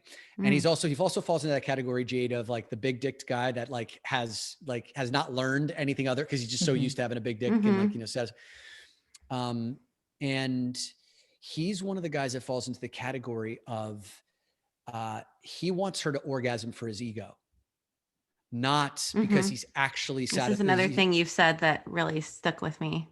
Yeah. I think one of the posts I put on Instagram was kind of like, there's two types of guys, you know, the one type of guy who wants you to orgasm to satisfy his ego. And then there's another type of guy who wants you, like, who gets pleasure from your orgasm because he loves to see you in your pleasure. Know which guy you're in bed with. Right. Yeah. And, you know, like Mercedes, I think, there's a lot of, you can tell which kind of guy you're in bed with, even on an unconscious level. Right. You know, and what I love to allow my partners to feel is, I am so here for your pleasure. You know, when you are in pleasure and when you are going deeper than you've gone before, when you've had an experience that's fulfilling to you, like there's nothing that lights me up more than that. And because I've also trained myself to not need an ejaculation every single time that I have sex, it's like this, watching you reveling and say that example, like Mercedes, if I was with a woman who's had like your life story, where she's sitting there in bed and now reveals to me, wow, my whole life, like I felt like maybe this is selfish. And cool, let's sit through that. Let's just let that come up. Yeah. Let's let that come up and that worry, and then allow that to pass. What's on the other side of that? You don't even know yet. Trust is Right? on the other Yeah, side of that. yeah, trust. Cool. And then when that happens, then what happens? Then where do we go on the next sexual interaction? Exactly. Now we're safer and we can, journey into unknown territories and be adventurers together. But yeah, no, I mean, I feel it, as you say that, and it's something we played a lot with here today, but also just generally in my life. That's something I think I'm really playing with now, is seeing those stories come up. Like during a yoni massage, for instance. I know a lot of women like get weird about yoni massage because you have to be so intimate with yourself in that moment. Yeah. Like for me, my first yoni massage was like all this emotion flooding out. It was not about like having an orgasm, not even one little bit about it was. And I didn't know what to expect going in, but then all this emotion came out, all this, I could see the stories of shame. I could see like where I had been like robbing myself from receiving pleasure. And to have a partner who has even just a molecule of consciousness, to be able to like hold space. I'm not saying that's my husband. I'm saying generally, like out there in the world, if a man can just hold a moment, like slow down for a moment and say like, what is here, and let it happen without trying to like fix it, even just let it happen and come to the surface. He's holding space that is going to create a kind of trust that most women are not privy to in their lives with men. So. And when a man can become masterful at holding space, like the feminine partner can go to dimensions that like a guy has no idea how to go to. Right. I mean, like, and so I get to witness that. I get to take part in that. Like I marvel at the feminine's ability to experience bliss and pleasure. I mean, you have at least three different types of orgasms. And we can have multiple ones. And multiples, right? Pretty easily. Yeah. Come on. I mean, like, listen, I don't have that kind of access. And even just like watching a woman transmit her pleasure, like I can watch a woman sip a coffee and eat a pastry. And if she's like sexually connected and she's biting into it, and you could see the pleasure, I can feel that in my body. Women can transmit in a way that like enters my body, that like, if I watch this, like a guy who's really enjoying a pastry, and it doesn't have the same kind of radiance or electricity. Right? Yeah. So if a man can get really good at holding space and allowing her to go to depths and to like, then that ends up cycling back into that sexual union. Yeah. And I've gone to some crazy ass places just because I'm riding I'm on the ride. Yeah. What I think you've intrigued the men listening. Yeah, exactly. That's what I was going to say. It's such a beautiful invitation to create that space so that she can get into those realms and you can travel with her, so to speak. Yes. I know we're running out of time. I wanted to touch on I want to go back to porn addiction a bit, because I know you polled 200 women on 3 questions. So I wanted to talk about that poll, what the questions were and what your realizations were through that poll. And then just, other things on porn addiction, whether it's tips for men who have the porn addiction, or I know a lot of the men that I know who have porn addiction were exposed to it by an older man, like either let them watch it or almost like made them watch it. And so there was like this, I don't know if that goes into, if the way they're exposed to it, if that goes into how they become addicted. And then lastly, I'm curious too, how women can support men in that journey and when it's time to just go, because all the women I know who are with men in porn addiction they're hurting. Yeah. Cool. Great question. There's a lot of ways to approach that. Well, you don't have to answer all of those, but wherever, those are all the things that I wanted to bring up. And I know you also brought up like something around like, you can use ethical porn, you can use OnlyFans. And I know a lot of men, like you had brought up, like anytime you were having anxiety or wanting to turn off or tune out, you would use porn or masturbation or sexting. Mercedes and I both have an OnlyFans, and I think a lot of times men may come on for that reason, and we may entertain it a little bit, but we may entertain it to, get them in conversation with us. And then we also invite them to be more vulnerable with themselves and to do things like what we talked about on this episode. So I love that you brought that up as an option. Yeah. And here's the thing. I'm not anti-porn. I'm really not. I mean, like, for 4 years, in Sex Addicts Anonymous, everything was like porn is villainized, and I'm not anti-porn. You just need to be, we need to be a lot more intelligent about the kind of porn we're watching, why we're watching it, the effect it's having on our sex lives, the effect it's having on our sexual identities. And when you've been able to answer all those questions, then you can start to decide like what role porn plays in your life. And I still, very rarely, but I still engage in porn every so often, but it's usually when I'm not with a sexual partner. So anyway, I would ask most guys and the guys who are listening, if you think about the part of you that you bring to porn, is it the best part of you? Like, is it your best self? Like when you sit down to watch porn, are you showing up as the greatest version of yourself? Or is it usually the part of you that's feeling tired, overwhelmed, anxious, lazy? I mean, it's usually the part of you that's like on some level broken or fucked up. And if you can recognize that that's the energy that you're bringing, then then it can start to cultivate an awareness of what's going on at a deeper level in here, right? Like kind of put a pause on that. So that's the first thing I just want a guy to even think about is like, who are you when you sit down and you watch porn? It's typically like some part of you that's in a negative energy.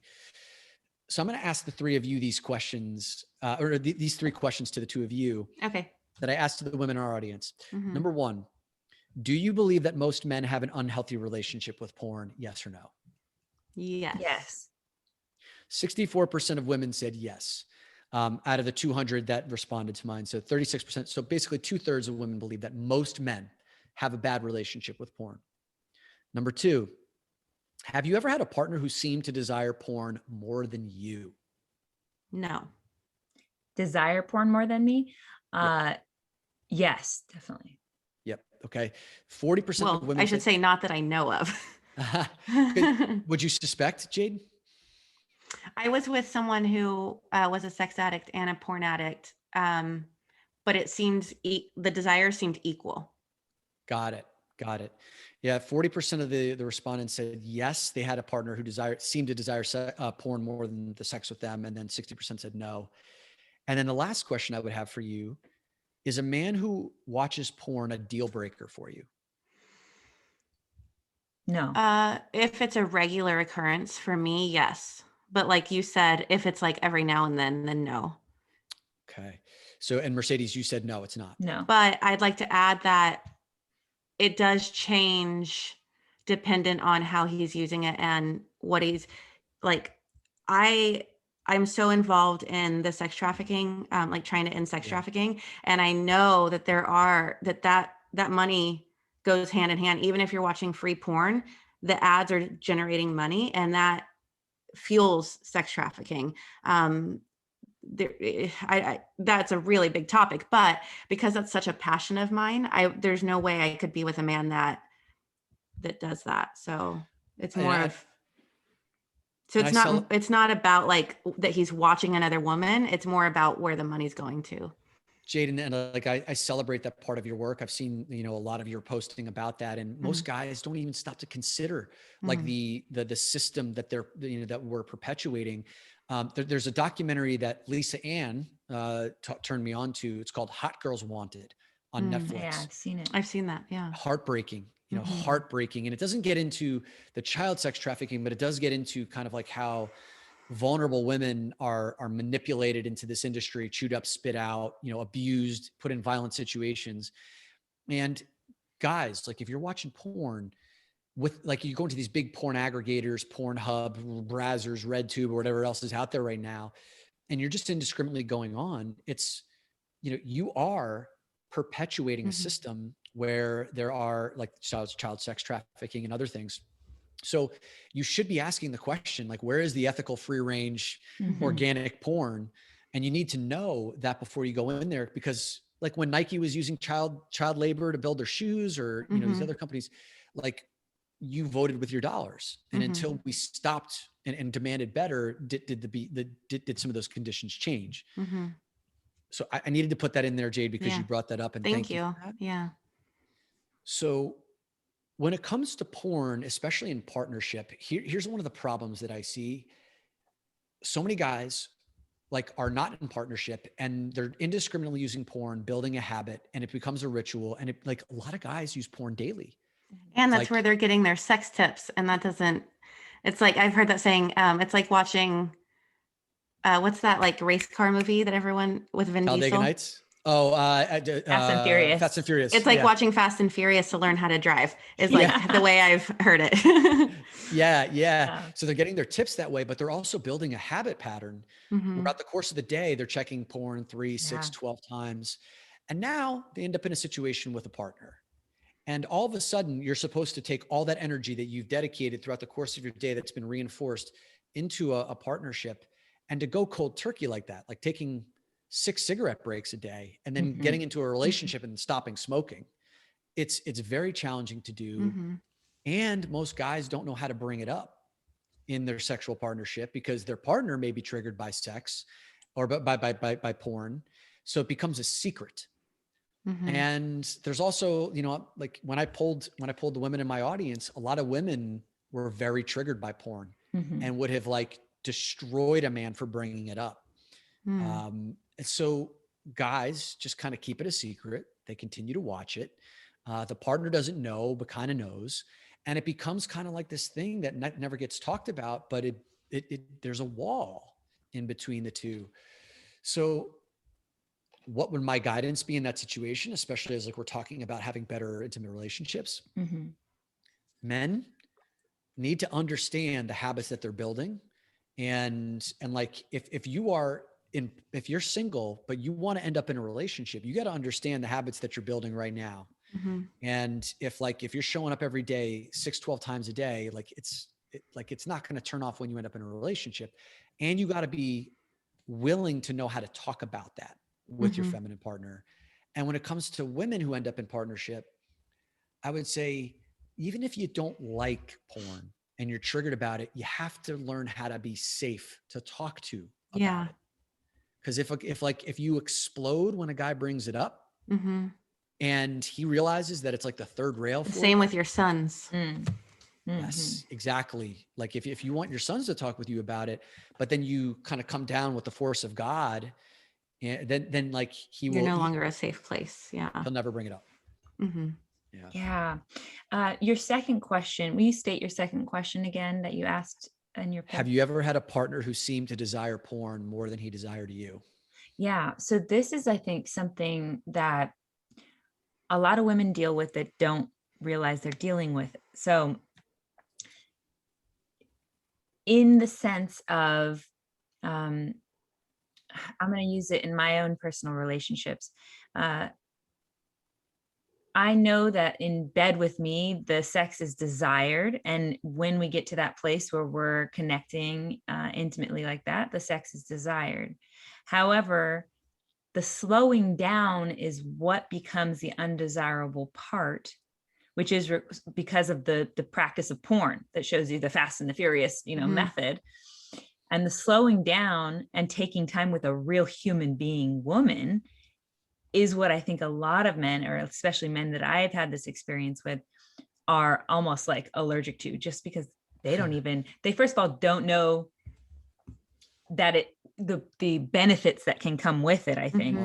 Right. And then they already know this is the way I get off and it's easy and quick. And they built up all these other reasons to not be intimate with their partner or themselves, which is the bigger part, because of their own shit that they need to do shadow work probably on. And they have brought that into the bedroom and said, oh, this is taking too much time. Oh, you're going to take 30 minutes to get to a place where I can enter you and finally have penis and vagina sex. Like, that's just too much time. I don't desire this. It's not that they don't desire you as a woman, if anyone's listening and can relate to this. It's that they don't desire being intimate with themselves because it's fucking scary. Yeah. And to slow down that much would mean that they would have to actually experience self-intimacy. And one of the things, Mercedes, to make this even more poignant for the man who does exactly what you're talking about, which is he's learned what's made him pleasure, like he's learned his pattern, and then he'll do that with you. And every guy will have like a ticking time clock where it's, hey, it's 2 months, it's 3 months, it's 6 months, where that becomes boring for him. Yeah. And then he needs a new partner because he's running the same pattern. And when he's doing, and he's pigeonholing you into like that own one. And I've seen that with so many guys. Brian Stacy, my podcast partner, said that like that used to be like how he used to roll. I used to roll that way too. When you learn how to slow it down, when you learn all these other realms of sexual exploration, then you realize that like your partner, she's got like, you can be the kind of guy that has sex with 1,000 different women, or you can be the guy who has sex with one woman 1,000 different ways. Right. And I believe that every feminine partner has the ability to have an infinite number of sexual ways that we can explore together.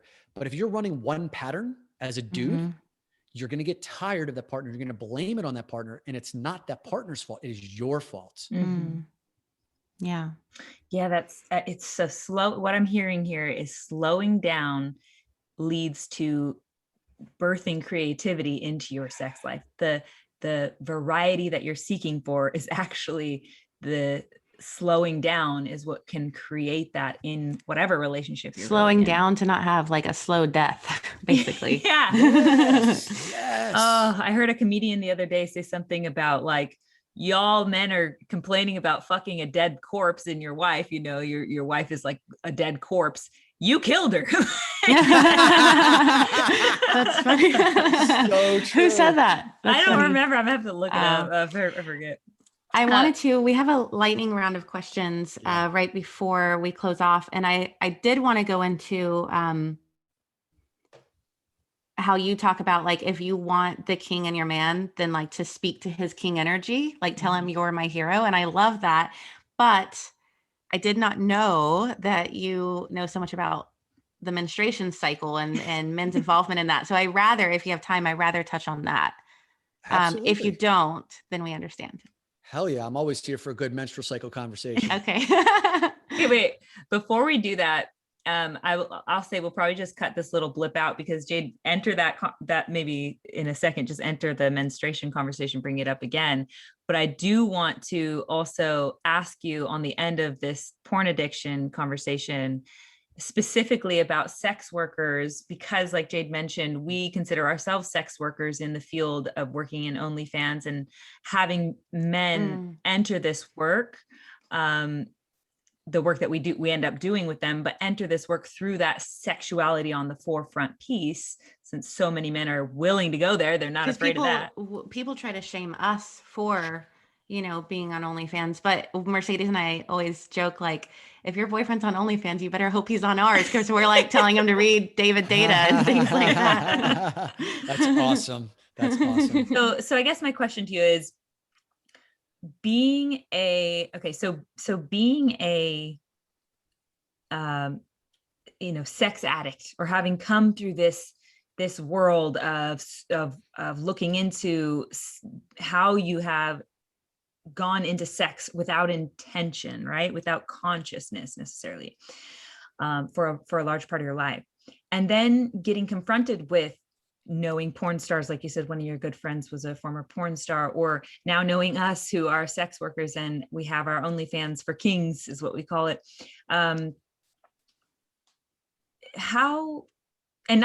the way, there's a lot of girls with OnlyFans that aren't thinking about how to make a bridge. We're not saying we're doing it better. That's not what we mean. Yeah. Right. But men are entering this space because they're comfortable with the sex worker on the forefront and the sexiness on the forefront. They know that well, through porn and what we've already discussed here. What is your outlook on that? And do you see that there can be a bridge from entering sexy looking work and translating that, or sexy looking, something Like, that's can sexy that also looking. lead to liberation is what you're trying to Yeah. ask? Can that translate? Can you enter something like we're trying to do with our OnlyFans and with our workshops and that type of thing? Can you enter something that's sexy at the forefront and allow it as a man to be a bridge for you to get to inner work and get into intimacy work and this type of thing? Yeah, 1000%. I mean, I find like most guys need a Trojan horse to actually get into the inner work. And, you know, like I'll Trojan horse things like how to last longer in bed and 5 practices to be a mentally tougher man, you know, like these kinds of things that will eventually get guys into their hearts and their emotions and then thinking about purpose and these kinds of things. And sexuality absolutely is one of those ways. I mean, for me, you know, when I hit my first bottom, one of the first books, personal development books I ever read was The Way of the Superior Man by David Deida. And a big part of that is like mastery around sexual energy, which is what taught me breath work, which has taught me how to last longer, which has taught me how to hold space for women in being a masculine man. And so like when I recognized that I was having better sex through these inner work components, then I got really curious about what other these other dimensions of inner work. That was really truly one of my entry points. And so if the two of you are at the forefront of, hey, come to our OnlyFans, we're 2 beautiful women, we know how to speak to kings, and, you know, like I'll meet you where you are because you think you're just going to get like this beautiful woman with a beautiful body who knows how to speak sensually. But I'm also going to hit you over the head with a little bit of read David Deida and do some of this inner work stuff too. Yes, like you've met them where they are, and then you start to guide them where they need to go. And I do think that like one of the cool offshoots of this COVID era was like the explosion of OnlyFans and how many people, you know, how many new sex workers ended up in that space, and how it's actually broadened the sexual experience, where it's not just this like one size fits all porn. Totally. Right? Like there's one woman who's a listener of our show. Her name is Anna Winters, who does like these audio erotic porn that like I started listening to every so often. I'm like, oh, that's cool, because it actually requires that like I visualize and it slows things down. And I really like that, actually. I love You're that. using your imagination. A common message I get from women is that using sexuality as manipulation, and basically it's like witchcraft, you know, it's like the religious programming. But that from men, it's mostly, and this is mostly like men who care about us, but it's mostly like, well, they're not going to take you seriously. Like that's not what they're coming there for. So it's like, those are the 2 common messages, but I know that those are all true. I know that what my But I don't feel that it's witchcraft. Well, it is witchcraft in the sense of why were witches burned at the stake in the first place, right? Because they were so powerful with what they were offering that it was scary, especially for, you know, the patriarchy that was being born. I don't even like to use that term as a negative, but this dogma that was being born that we can't have these women that are intuitive, aka magic or psychic, able to express their power in the world, because we can't contain that. Yeah. That's well, scary. When I was getting a lot of those messages from men and women, I did like take on that shame, and I got a lot of pain in my left shoulder blade for a while that I couldn't get rid of. And the intuitive that I spoke of earlier in the show, her name's Mary Margrave. She's amazing. She the message she gave me that really resonated with me was like sexuality in its purest form is when you like merge it with spirituality. So like, you know, post the sexy images and bring with it your gold, you know. It's when it's in its lowest form, that it's void of spirituality, is when it becomes the porn addiction and the sex trafficking. It's when you come at it and you're using both, that it's like that is like the highest form. Yeah. And even biblically, that, like, Jade, you've talked about this a lot. Mary Margrave, maybe one of the people who brought it into our lives as well, is Mary Magdalene, right? Of the Bible, the whore and the holy woman. She is a witch of all witches. Like, she literally was able to take those 2 concepts that in our world right now the world, the society sees it as contradictory, but they can live together. That's what we're doing with our work, you and I, Jade, especially with our OnlyFans, and saying like, yeah, you know what? This is existing. We are alchemizing. Well, she was called a whore. She was called a whore. She wasn't actually a prostitute. She just was a tantric Doesn't matter. teacher. Doesn't matter. I know story. I don't want people to discredit everything you're saying just because of that one word. So I want to clear that part up. Yeah. The thing is, the people who are going to discredit it are just not ready for the work. They're just not there yet. And they'll come around because this is where they're getting the exposure, and it's probably something that's taboo enough to interest them anyway. I mean, I think that, go back to the witchcraft comment, like I do believe it's witchcraft, but I believe witchcraft is like a powerful thing. It's a beautiful thing. It means it's like you can, like you said, alchemize and transmute. Witchcraft is given like this bad term. They call it sorcery, the male version. And suddenly it's okay. Yeah. And I mean, and here's the thing. It's like, because we live in this world where like sexuality seems to like there are these powerful forces that want to control sexuality and have like a very strong opinion about how sexuality should be portrayed and shown. And these are, in many cases, religious institutions, these kinds of things, right? Cultures, versus like you two get to choose exactly how you want to portray and share your sexuality. That is your choice. And yes, there may be many men who have been conditioned to looking at the way that you portray your sexuality as, I'm not going to take you seriously. Right. But that's their conditioning, right? That's what they've learned. And there are plenty of other guys who look at what you're doing as empowered, as beautiful, as, and then are open and receptive to like the deeper levels of spirituality that you're embedding in there. So I do believe that like we're having some sort of sexual renaissance, where what you two are doing in the next few years is going to be much more prevalent. Yeah. It's going to be much more embraced. People are going to see beyond, because most guys are not used to seeing like two beautiful women like you who are also have this kind of depth, who are also ring girl, who also do MMA stuff. Like they're not used to seeing that. They have like a very specific box stereotype. Sure. So it's just about like breaking that box and then showing them what you got. And I'm sure like, like some of your bigger fans, longer tenured fans, like see exactly what you're doing. Right. For sure. Yeah. And I think, just to finish this little combo, this piece of the combo off is, we talk about this a lot, Jade, but we are pioneering something. We're at the forefront of this adventure, and so we are the ones who are going to be burned at the stake, so to speak. Luckily, it's not literal like it was for quote unquote witches in the day. We get to try again, essentially, and take, what our grandmothers and grandmothers worked for a long time and bring it back around. Like this is, I think, the right time. It is the renaissance of this work.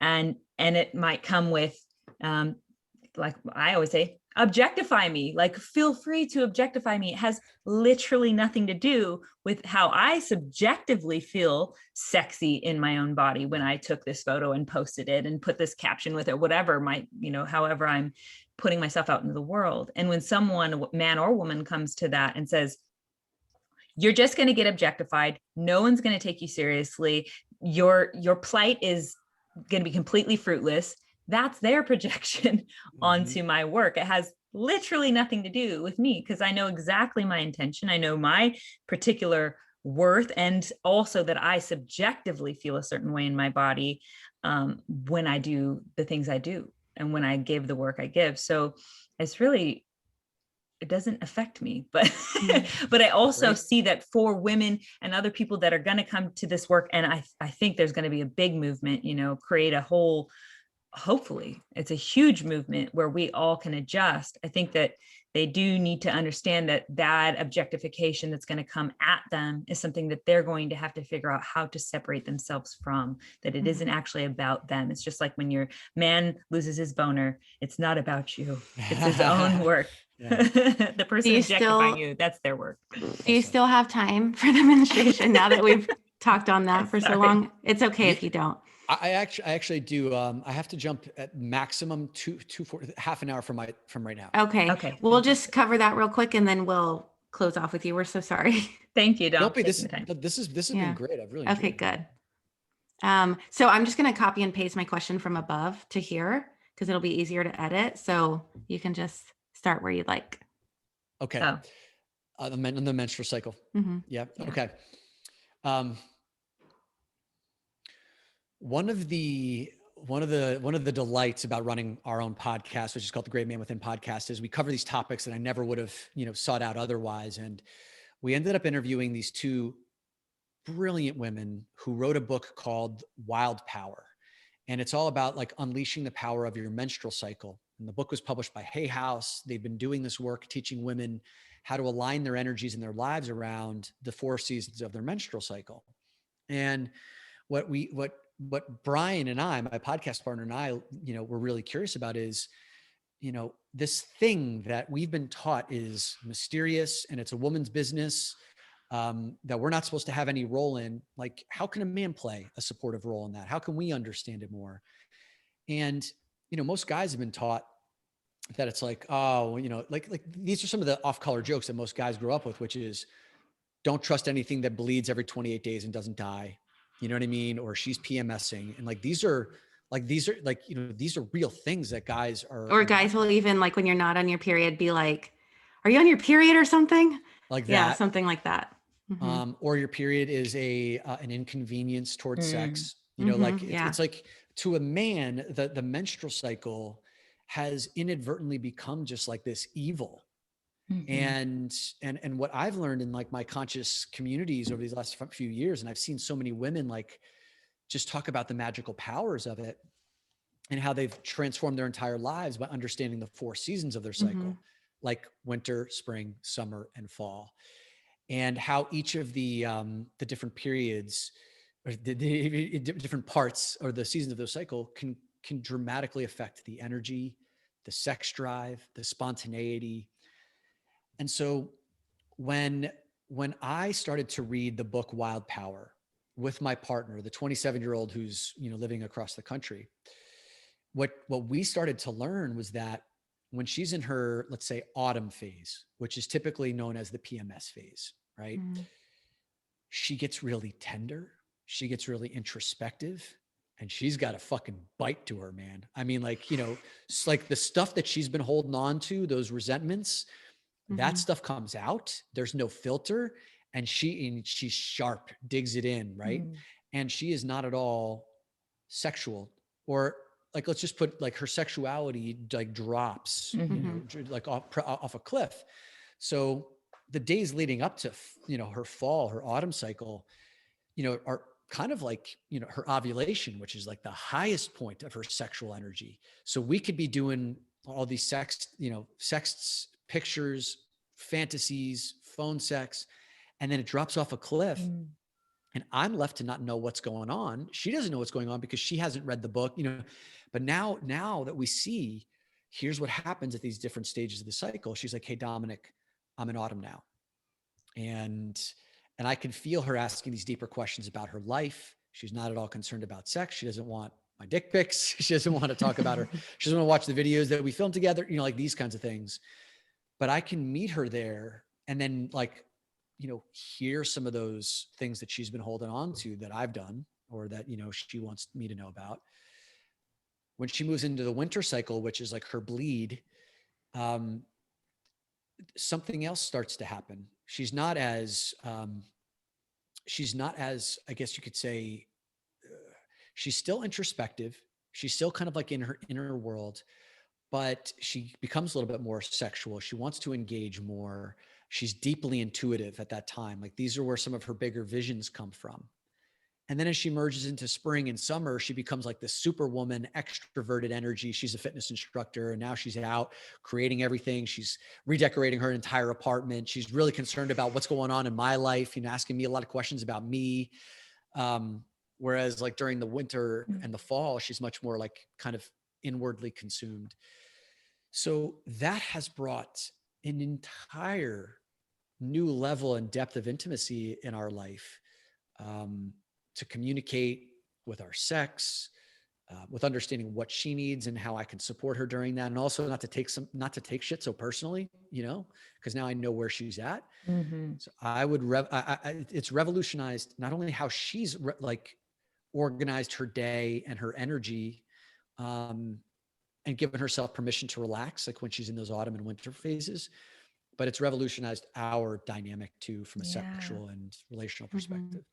Yeah, I will say my own experience there is coming to one of my most passionate places that I study is in the endocrine system and hormones, especially female hormones. And in learning some of that work, I would share with my husband, like, hey, I really want to get you on board with like this app that kind of tells you where I'm at and what things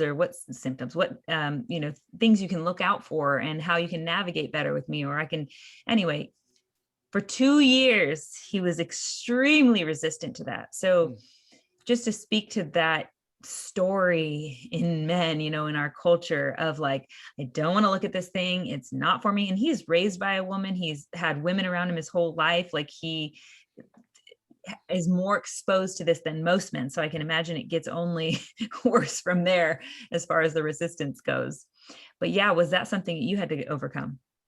Yeah, well, I mean, a lot of women don't understand their menstrual cycles, don't understand, because it's been so suppressed. I mean, like the menstrual cycle has been vilified. Absolutely. from a societal perspective. If you think about like how our business world is set up, it's about hyper masculine, aggressive, hit goals, and go, go, go, go, go.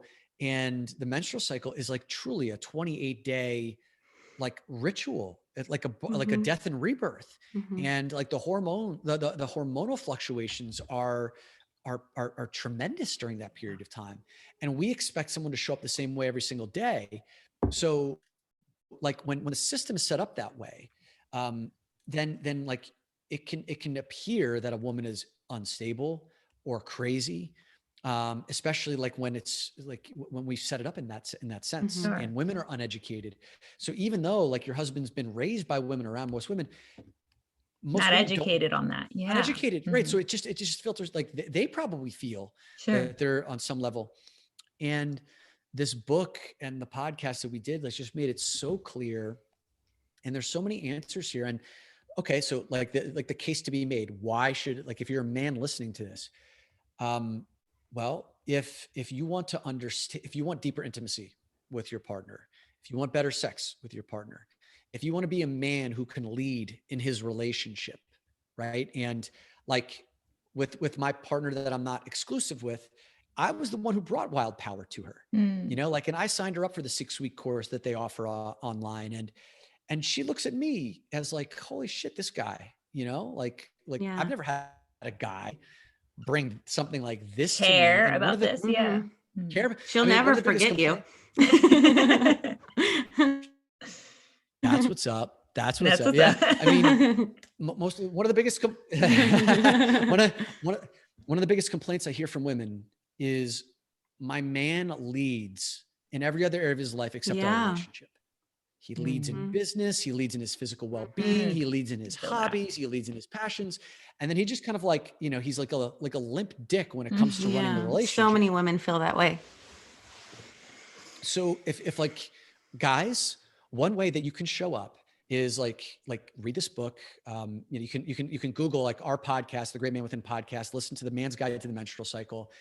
I would start there because it's like a 50-minute episode. It'll blow your mind. And don't force this book upon your woman, but just like get to know it.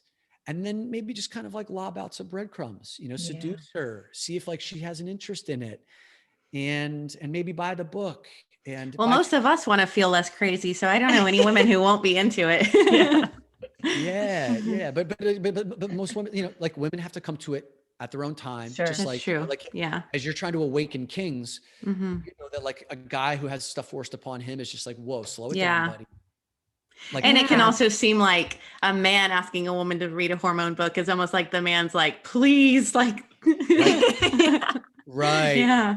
Right. Be less crazy. And it can't come off that way. It's got to be, from a, hey, like the way that it worked for me and my partner, it was just like, these last three winters of yours, these last 3 times where you've been menstruating, I can tell, like, you've asked some really difficult questions about your life, and you seem to be, kind of down, and you need some support, and I want to be here for you.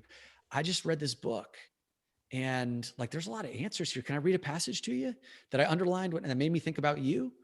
And she was like, yeah. And then when I read it to her, she's like, wow. And I'm like, guess what? She's like, what? I'm like, book's coming your way. And, I'm like, no pressure to read it, but like, when it's there and you're ready to go for it.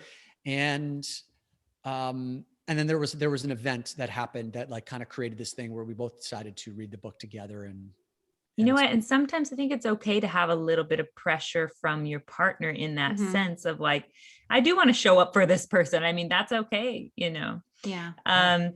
This is such I'm so glad that we got to address that with you. I think it's so important. And I wanted to throw a caveat, really nothing we have to comment on, but the thing that gets left out most in this work with men and women, talking about menstruation, talking about the menstrual cycle and how all the ebbs and flows work, is the wrench that gets thrown in is birth control, where now we're on a hormone that doesn't allow the regular ebb and flow. So you have to also consider that. There's a lot of beautiful books to look at with that. One's called Your Brain on Birth Control. So if that ever interests someone who is on birth control or is with a partner on birth control, it can help you kind of guide through that too, because it's a whole nother layer of this thing. Yeah. Okay, so we're going to get into our quick staple questions here with you, Dom. And the first one is, if you could hug your younger self right now, what would you say? I thought about this one for a while, and the thing that eventually came up for me was the most important part of that hug is not what I would have to say, it's how it would feel for my younger self. And we rely so much on words when oftentimes it's like really about that feeling, the warmth, the embrace, the grounding. And I think about how we hug today. It's kind of like these chest to chest kind of crotch out hugs where we're baby burping people on the back. And like my younger self would have really wanted that, like that long, warm, as long as you need it kind of hug. And I think if I were going to use words for my younger self, the words that I would have wanted to hear is, no matter what, I love you. Gosh, I love the fact that you bring up needing to feel held as a man too. I think that's something men are really worried to be able to voice or even be with, is to be held. Like sometimes that is what you need, and that's okay. Yeah, we still have that inner child inside of us that needs to be held. And most guys have no idea what it feels like to be held. And, the feminine partner can do that, or other guys can hold that for you too. That's why men's work is so helpful, but it's cathartic. Yes. Yeah. I love that. If you could have the whole world read one book, which would it be? Outwitting the Devil by Napoleon Hill. Oh. I've read, probably 300 books over the last decade, and that is the number one most influential book of my life. And the reason for it is Napoleon Hill's most famous for the book Think and Grow Rich. And Outwitting the Devil, he interviewed 25,000 people over a 20-year period. Think about this, 25,000 people. That's 2,500 people. That's over a 20-year period. So over 1,000 people a year at the end of their lives who felt like their life was a failure. Wow. You know what I mean? They didn't live their purpose. They felt their life they left chips on the table. And he mined their secrets. He wrote the book Outwitting the Devil to help prevent those of us who don't want to end up in that space. And it's a conversation, like the devil, it's like a conversation with the devil, which is this distillation of 25,000 dreams lost. Yeah. And it's kind of like the field guide for how to break free from meandering through your life and how to live a life of intentionality. That's And gorgeous. that's Outwitting the Devil? Yeah. Outwitting the Devil. I thought you were going to say the Enlightened Sex Manual, because I see you reference it so much, but I've never heard of this other one. I'm excited to get it. Me too. I've read Think and Grow Rich. That's a famous, but Mercedes, if you liked that, Outwitting the Devil will just like knock your socks. It was a book that was buried Think and Grow Rich was released in like 1938, 1939 during the Great Depression. Outwitting the Devil was buried by his family for about 70 years because Wow. they were afraid of what was in the book. And it was released during the Great Recession in like the 2011 timeframe. That's fascinating, especially because we are in another renaissance of us finally, a lot of us actually going after our bliss, listening to our daemon, letting our soul guide us to the work we're here to do and all of that. And I could see during the Great Recession where it'd be like, nah, like we need to just get to the grindstone and just work whatever it is to survive here. Wow. Yep. That's fascinating. Okay. If you could whisper one phrase to everyone on the planet, what would it be? If you were to take the 32-year-old Dominick and hear what I'm about to say, I would have smacked this version of me upside the head. But the three words I would say, one phrase over and over again, is love heals all. And this past weekend, I actually, I did my very first LSD trip. And I've worked with psychedelics like mushrooms and MDMA and ayahuasca. This was my first LSD trip. And I had a friend come over and supervise and hold space for me. And I had a chance to really see at the very most microscopic of levels, the reason why we hate, the reason why we have violence, the reason why we have so much pain, the reason why we hurt is because there are these like tiny little fears, unmet needs that with just a dash of love, like we can short circuit that trajectory that leads to violence, that leads to pain, that leads to self-loathing. And we're really shitty at that right now. We know how to yell at people. We know how to argue with people. We know how to condemn people. We know how to cancel people. And I understand that there are a lot of oppressed groups that absolutely need voices heard. And so like there's an anger that's rising there that needs to be heard in a different way. But there are a lot of other places where like there is more capacity to love. And if we can learn how to sprinkle a little bit more love on these situations, even when we're right, or we think we're right, or we're justifiably angry, that we get to a much better place much faster than we do with anger, canceling, trying to beat someone in an argument. So love heals all. Love it. I love that. If you could have the world, or sorry, before we let you go, I thought I had these memorized. Before we let you go, where can people find you online? I would love people to come over to the Great Man Within podcast. It's specifically designed for men who want to listen and learn about purpose, sexuality, masculinity, habits, these kinds of things. But I also enjoyed it as a woman. Yeah, absolutely. That's what I was going to say. Like half our audience ends up being women because like you all want to be a fly on the wall for like conscious man talk and what we're doing. Right. And we want to understand men more. Yeah. Why the fuck do you guys do that?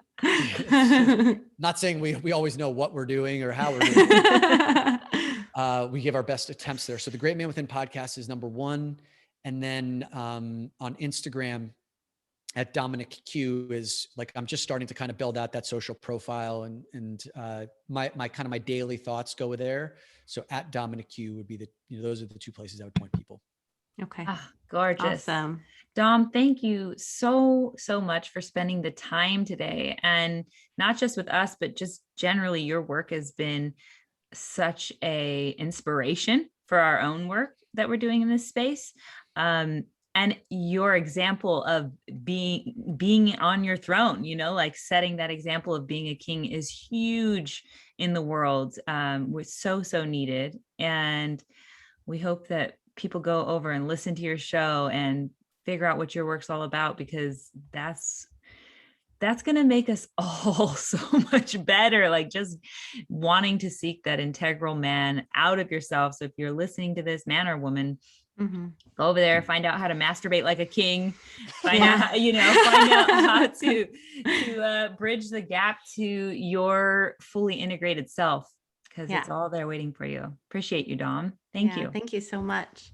Thank you to your incredible interviewers and space holders. It was a pleasure to be able to hang out with this kind of go this deep with the two of you. Thank you. Thank you. So this will air. We got way behind because we're organizing a men's workshop we're having next month. So this is actually our first podcast back in a while. So this will air on Monday, actually. So really quick. Yeah. I got to work fast. Yeah. What's your men's workshop? Well, we're having, or you want to explain it, Mercedes? It's called Awakening the King Within. And as you can imagine with all the king talk here.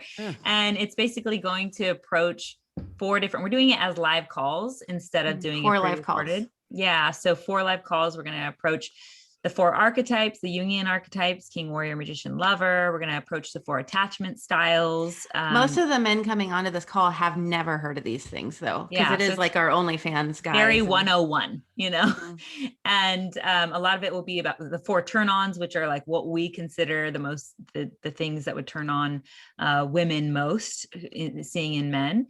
And a lot of it's about which number 1 is integrity. Yeah. About integrity building, about being able to communicate, all kinds of fun stuff. And what's the other 4 I'm leaving out? 4 habits of, or it's 4 kind of like what I talked about earlier with Michael Brody-Waite with something that comes from like the 12-step program. And then we'll interview him as well. So 4 principles. So, Eric Godsey by chance? His work? I think I was reading through one of your reviews, and people you would like him that. a lot. Yeah, you'd love him. If you like Jungian psychology, Okay. Yeah. But yeah, we launch on April 19th. So I bring him up because he'll be part of our work with the archetypes and that type of thing. So it'll be all part of that workshop, and it's our first one. So we're super excited. We've been working very hard on building it and getting the launch ready. So it's exciting stuff. I know you're a month away or so, but I mean, I'm always curious, like, how's the reception been with your men around something like this? Well, we haven't posted a single thing yet because not the workshop. Yeah. But we have, so like we've been on OnlyFans for a while now, and that's the way we speak about it on free social platforms. It's kind of like, come over there and we will deep dive with you, or just come and see the sexy stuff we have posted over there that's exclusive. Men go over there. Of course, like the majority of them are going to just be there for the sexy stuff, and they're off to wherever else they go. But we have our VIPs, like our core group that basically subscribe and show up on every comment section and all that. And those are the ones that get in the DMs with us. And that's where like the magic literally happens. And they start just divulging everything that's going on in their lives. Their porn addiction has been a huge thing. Like, hey, I'm addicted to porn, and this is how it's affected my relationships. They'll go listen to our podcast, or we'll like send them to listen to one, and then they'll come back and be like, I listened to that podcast and this is what came up for me. So it just opens the door to so much of this. So it's been awesome. Yeah. I mean, Brian and I would love to have the 2 of you on to talk about like that perspective. I think it would be really great to. Oh, that'd be awesome. Yeah, because just hearing, I mean, I don't know anyone who's kind of doing what the 2 of you are doing in terms nobody. of like, we looked. Yeah, I was going to say, and it's just like, hey, we're here offering this thing, and then we're taking guys down this path. And like you were saying, Mercedes, that there's a certain group that's just going to go that way. Yeah. But then there's like this group that's emerging, that's coming this way. And now you're offering a Awaken the King program. Maybe I'm just thinking about the timing of this. I mean, it could be cool maybe to bring y'all on like when that program's already been launched, or that'd be awesome. Yeah. Or maybe like before the next launch of it. I don't know, because like, I think it would be cool to hear the aftermath of that program. Absolutely. So I think that since we're going to do 4 live calls over a month, it'll be in one May. call per week. Yeah. So at the end of May, for instance, we'll kind of been able to gather some of what has happened over that workshop, and that workshop's going to live, indefinitely on our website and that. So I think that would be a really cool time to kind of recollect and talk about what happened in there, and how, because I mean, the vision has been really cool. Clear, I think, for now, a couple years, but finally we're coming, bringing it to fruition with finally having a real place that's specific for them to go, where it's OnlyFans, and they're like, I'm not sure what I'm going to get here. And then it transitions into this thing. Then they get invited to this workshop, and then they go and do the work. And that's where it's going to be like, oh shit.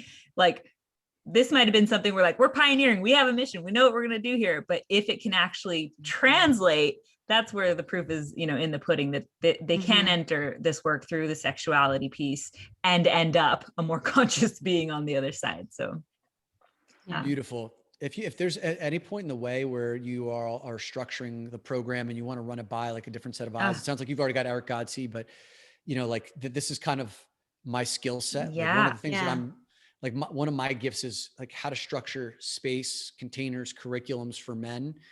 And if there's anything I could do to support you that two would be in that, amazing. just, That'd be you got my incredible. email. Yeah, just reach Yeah. out. Thank you so much. Appreciate that. Yeah. We're definitely you gonna have take a you up call on in that, a few Dom. minutes, Yeah, so I want you to be able to have a bathroom break and all that. No, so I'm shocked I've been able to hold it this long. But I yeah, know. that's my next stop. Thank you so much. We'll send you the Thank you, promo Dom. videos in the next couple of days for Yes. the episode. Yeah. Thank you too. Okay. Bye, Jay. Bye, Appreciate you. Mercedes. Bye. Talk to you soon. Thank you. Bye. All right.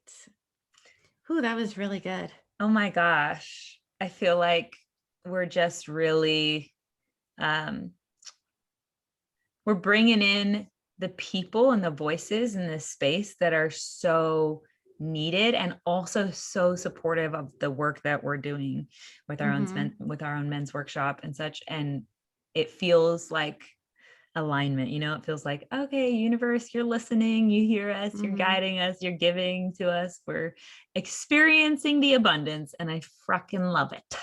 Yeah. And I know your magic trick today has to do with Dom, and so does mine. Why don't you go into yours?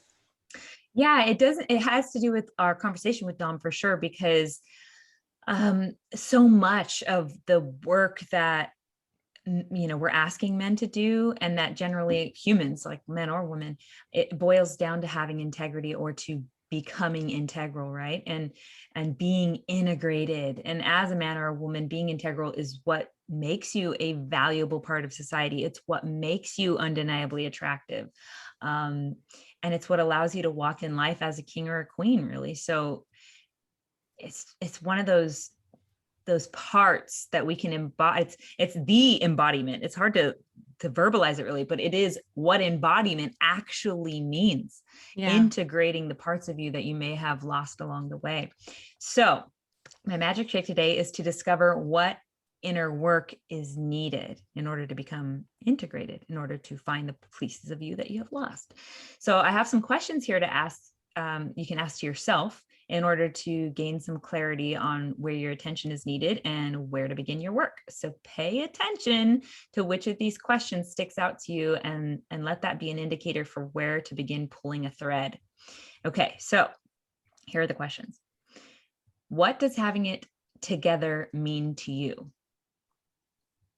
How in alignment are you with the true essence of being human? Can you give and receive love? And I'd also add, can you give and receive pleasure?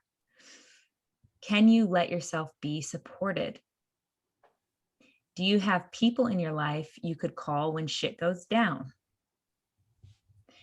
Could you be completely yourself with somebody, shadow and all, and be held in that? Do you have any unhealed relationships? Do you have a close relationship with your family? Do you have a perfect relationship with your romantic partner? So I'm sure, I don't know if anyone else was listening to all that, but I was like, I got to look at a lot of those places in my life. But this is where we begin to gain clarity by doing this work. So it's about knowing what your triggers are, what your fears are, and what is and isn't right for you, so that we can make decisions from a clear place, which ends up creating a better and safer place for us all. And that's really what we want, isn't it? I mean, we want to have the ability to live in a world where we're all living a full spectrum life, getting to experience all the good stuff. Yeah. And those questions are really good. My magic trick is also questions, but they're 5 journaling prompts or questions to get to know your sexual self. So the first one is, how did you discover your sexuality? So you can think about whether it's your earliest influences. This is pulled from Dom's Instagram, by the way. You can think about who your earliest influences were, what your earliest memory or turn on was, what beliefs, formed your sexuality. So the main question though was, how did you discover your sexuality? The second question is, what are your peak sexual experiences? So think about like your most memorable or enjoyable sexual experiences were, and what the elements were that contributed to it being your peak experience. And then what was nourishing about that for you? Okay. The third question, what part of your sex life do you keep secret? So what fantasies or behaviors do you keep secret? What motivations do you keep secret? Do you feel a sense of shame around those? What would allow you to feel a sense of safety in no longer having those secret? The fourth question is, how has or does porn affected your sexuality? So what is the quality of your porn consumption compared to 1 to 3 years ago? So you can also compare it to the past. What kind of porn do you like? How has the kind of porn you consume changed from the past to now? And how has your porn habits affected like your desire for connection and intimacy with others? And that might be a harder question to ask because you have to really like have some self-awareness and introspection. But that original question was, how has or does porn affect your sexuality? The last question is, how do you feel when you have an abundance of sexual energy? So are you overwhelmed by it and seek for an immediate release? Or do you love the power and magnetism you feel and allow it to continue building? And do you know how to harness and use this energy for non-sexual outlets like Dom talked about in this episode? So yeah, those are the 5 questions. And I think they can be used for a man or a woman. I know we think of men more when we think of Dom's work, but those can be used for either. Yeah, that's really beautiful stuff. And I know that question about porn, the type of porn you consume and how often and that type of thing might not fit for some, like women maybe aren't as porn, are watching porn as much. I know some do, but some might not. So I was thinking you could even use an alternate, like with the same energy of how often do you seek elsewhere for that stimulus, right? Yeah. That sexual stimulus, whether that be looking at your ex's photos on Instagram or, like, I don't know the different ways, but I'm just thinking if that didn't fit for you, there's probably another way that you're seeking the same thing, essentially the same escape or the same way to jump in and out of a intimacy with yourself, right? Yeah. Anyways, I love that. I think I need to journal that myself. I love it, love it, love it. I need to journal those 5 prompts for sure. Beautiful. Good.